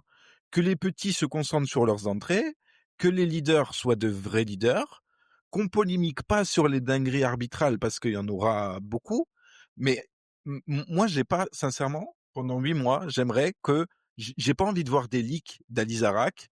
J'ai pas envie de voir les conflits Ravanelli, comme il y a eu le conflit Papin l'année dernière. Ils peuvent faire 8 retiros s'ils veulent sur 6 mois pour se mettre à l'écart de tout le monde. Je m'en fous. Mais côté supporter, je sais que c'est impossible parce que le mot passion, il est créé pour ce club et c'est ce qui peut faire son charme. Mais c'est ce qui fait que les hauts sont très hauts et les bas sont très bas. Et vraiment, j'aimerais que tout le monde comprenne. Je pense qu'on en est tous les quatre conscients et enfin, moi, peut-être que je me vautre dans ce que je vais dire, mais je veux bien votre avis. Je suis persuadé que on revient de très loin dans le passé plus ou moins proche, que là, il y a une vraie chance de vivre une belle saison, même si des fois on critique un peu De Zerbi, on est un peu acerbe sur certains matchs, etc. Mais qu'on n'est pas loin. Si le staff médical bosse pas trop mal, que tu es un peu épargné, parce qu'il faut toujours un peu de chance, tu as plus d'armes au jour d'aujourd'hui que lors des années Sampa où tu dors pour aller accrocher un truc d'ici mai. C'est pas forcément un trophée, mais c'est vraiment qu'on ait le moins de regrets possible. Et pour toutes ces raisons-là, moi j'ai envie de vivre ces 2 tiers de championnat restants avec ces éléments en tête. Que la CAN peut ne pas nous arrêter, que la C1 c'est pas foutu. Younes, tu l'as dit la semaine dernière assez bien en regardant les calendriers de tout le monde. Que le championnat pour le moment t'es là où tu dois être. La Coupe de France, on verra en temps voulu quand elle démarrera, mais tu dois te performer. Mais qu'on arrête d'écouter les quotidiennes de Roten et de Dugarry, qu'on arrête d'attendre les contre-perfs de Paris, qu'on se liquéfie pas les mardis soirs en Ligue des Champions, et surtout qu'on se foute pas le feu à nous-mêmes. Et je nous inclus, entre guillemets, en tant que supporters, parce que je pense qu'on en a plein la tête de parler a posteriori. Là, on a fait 3 quarts d'heure sur Tudor en se disant « Ah, c'était plutôt cool, mais il manquait pas grand-chose, mais quand même, Ouais, il y avait ça un fait moment chier. » perturbateur, mais grosso merdo, c'est ce qu'on disait, ouais. Et en fait, j'ai pas envie vraiment qu'on ait ce débat-là dans un an en se disant « Ah, la saison 2 de De Zerbi, il manquait pas grand-chose. » Et pour moi, ça passe aussi par un stade qui sera plein et qui va pousser tout le monde. Mais putain, qu'on ne se mette pas le feu, quoi. Et qu'on arrête d'écouter ce que les uns et les autres disent sincèrement. Je suis assez d'accord avec Opti mais même je pense, Younes, tu rejoins peut-être, hein. Je pense que tout le monde, en Big 2025, tout le monde est conscient de pourquoi des émissions et de comment les émissions sont montées, Bien sûr, surtout ces bien sûr. émissions nationales. Et que, en vrai, on doit le prendre tout au plus comme un divertissement et en rigoler, quoi. Ouais, mais justement, pardon, juste pour répondre à ça, en vrai, en fait, j'ai du mal à tomber sur Mehdi Benatia, j'ai du mal à tomber sur la direction sportive de l'OM, que ce soit De Zerbi, que ce soit Longoria, etc. Dans la mesure où même nous, Max, tu viens de le dire très bien, tu es conscient de ça et on parle quand même de ça à l'heure actuelle et je me suis surpris aussi plusieurs fois ces dernières semaines où je le disais dans mes tweets. D'ailleurs, je disais, je m'astreins autant que faire se peut à ne pas citer, pas donner plus de visibilité que ce qu'elles méritent d'avoir ces émissions. Et au final, je le cite quand même parce que ce qu'il dit, ça trigger quelque chose en toi et on est tous pareils. Autant que je souhaite la même chose que toi, nous-mêmes, on est incapable de se l'appliquer, puisque là, regarde, on va parler de ça pendant au moins les 5 prochaines minutes. Ça s'entend, mais honnêtement, quand tu vois, parce que là, ouais, ils ont trouvé un autre. Là, c'est la trêve internationale, donc les clubs sont plus là. Donc l'OM n'est plus là parce que avec Paris, on est le sujet principal en France depuis quelques années. Avant, on était le seul. Leur sujet, c'est l'équipe de France, et leur sujet, c'est Ryan Cherki. Mais Ouais. Comme il y a eu Thauvin il y a un mois. en fait, Mais tout le monde a donné son avis sur ça. Ouais, mais nous, j'ai envie de te dire, à la limite, nous, c'est notre rôle. Nous, on a que ça à faire.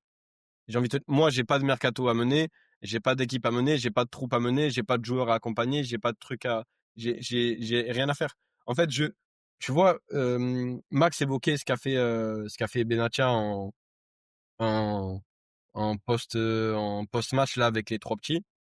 Déjà, je le trouve génial le moment parce que Benatia, il a une gueule que je l'ai rarement vu avoir depuis qu'il est à l'OM, que ça soit dans les inside, ou je le trouve le plus naturel qu'il puisse être, mais même encore plus que déjà c'est pas naturel parce que c'est un tournage, mais que dans l'interview, dans le reportage sur Samir sur Canal, il est avec 3 petits de 20 ans de moins que lui, qui ont le même parcours que lui, c'est-à-dire un passage par l'OM, et qui sont aux portes de faire ce que lui, on l'a privé de faire pour des raisons macabres. Et il a une gueule, il est aux anges, il est tout content de voir 3 gamins en train de réaliser ce que lui aurait rêvé d'accomplir. Et il dit, je leur dis tous les jours de pas écouter ces conneries. Mais dis, par pitié, il faut pas les écouter, mais ton numéro, ton numéro 2, vous avez dit des les gars, tu peux pas dire à des gamins de 20 ans, en fait, faites ce que je dis, pas ce que je fais. C'est l'incarnation de ça. Moi, je n'entends pas que Mehdi Benatia, déjà avec la carrière qu'il a, déjà le joueur Mehdi Benatia, il donne pas l'heure au joueur Jérôme Roten. Respect Jérôme, hein, t'es immensément plus fort que moi. Moi, toi et moi, on parle pas, mais toi et Mehdi, vous parlez pas non plus. Euh, je et le Roten dirigeant, parce que je crois il doit avoir une petite aventure, je sais pas où, complètement ratée, parce que vu comment il parle de foot à la radio, il peut que rater ses expériences. Et en fait, il peut pas lui donner l'heure. Il peut pas lui donner l'heure. Il doit écouter, rigoler, attendre, et comme je t'ai dit, revenir 2 mois après. Et même, il doit même attendre que Jérôme lui dise, s'il te plaît, l'OM, vous êtes bien en ce moment, est-ce que je peux avoir une interview comme l'année dernière? C'est ça qu'il doit faire. En fait, il peut pas être trigger comme toi et moi. Toi, t'es trigger parce que t'as envie de répondre à Roten. Mais Benatia, il doit regarder je sais pas, comme quand son fils, il fait tomber, il joue avec ses jouets, tu vois, il doit avoir le même rapport à Roten que, j'ai pas envie d'être désobligeant, mais ouais, je sais pas, moi, au chat du voisin. Oui, ça doit être un non-événement. Ouais, et Pour ça être, doit le faire rire, genre, ça peut pas le trigger. C'est le mot que t'as dit. Toi, ça te fait trigger parce que tu peux pas lui répondre, mais lui, il doit s'en amuser pour moi. Pas d'accord, Younes? Non, si, je suis d'accord dans l'absolu. T'as entièrement raison. Mais en fait, on parle pas forcément de la même chose dans le sens où moi, je m'interroge sur qu'est-ce qui fait que nous-mêmes, à notre échelle, on n'arrive pas à se résoudre à appliquer ce qu'on pense être bon.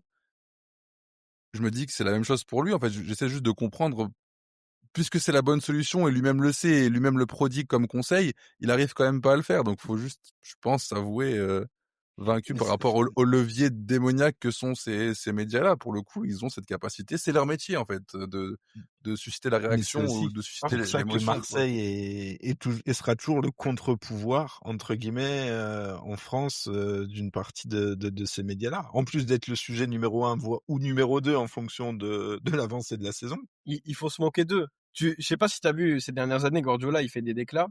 Je sais plus si l'année dernière ou cette année, il a dit, en général, vous me dites qu'on fait pas assez de passes directes, donc j'ai dit que cette année, il fallait en faire beaucoup plus. Et il leur dit ça pleine tête. En gros, ouais, j'ai modifié le plan de jeu de City parce que vous le vouliez.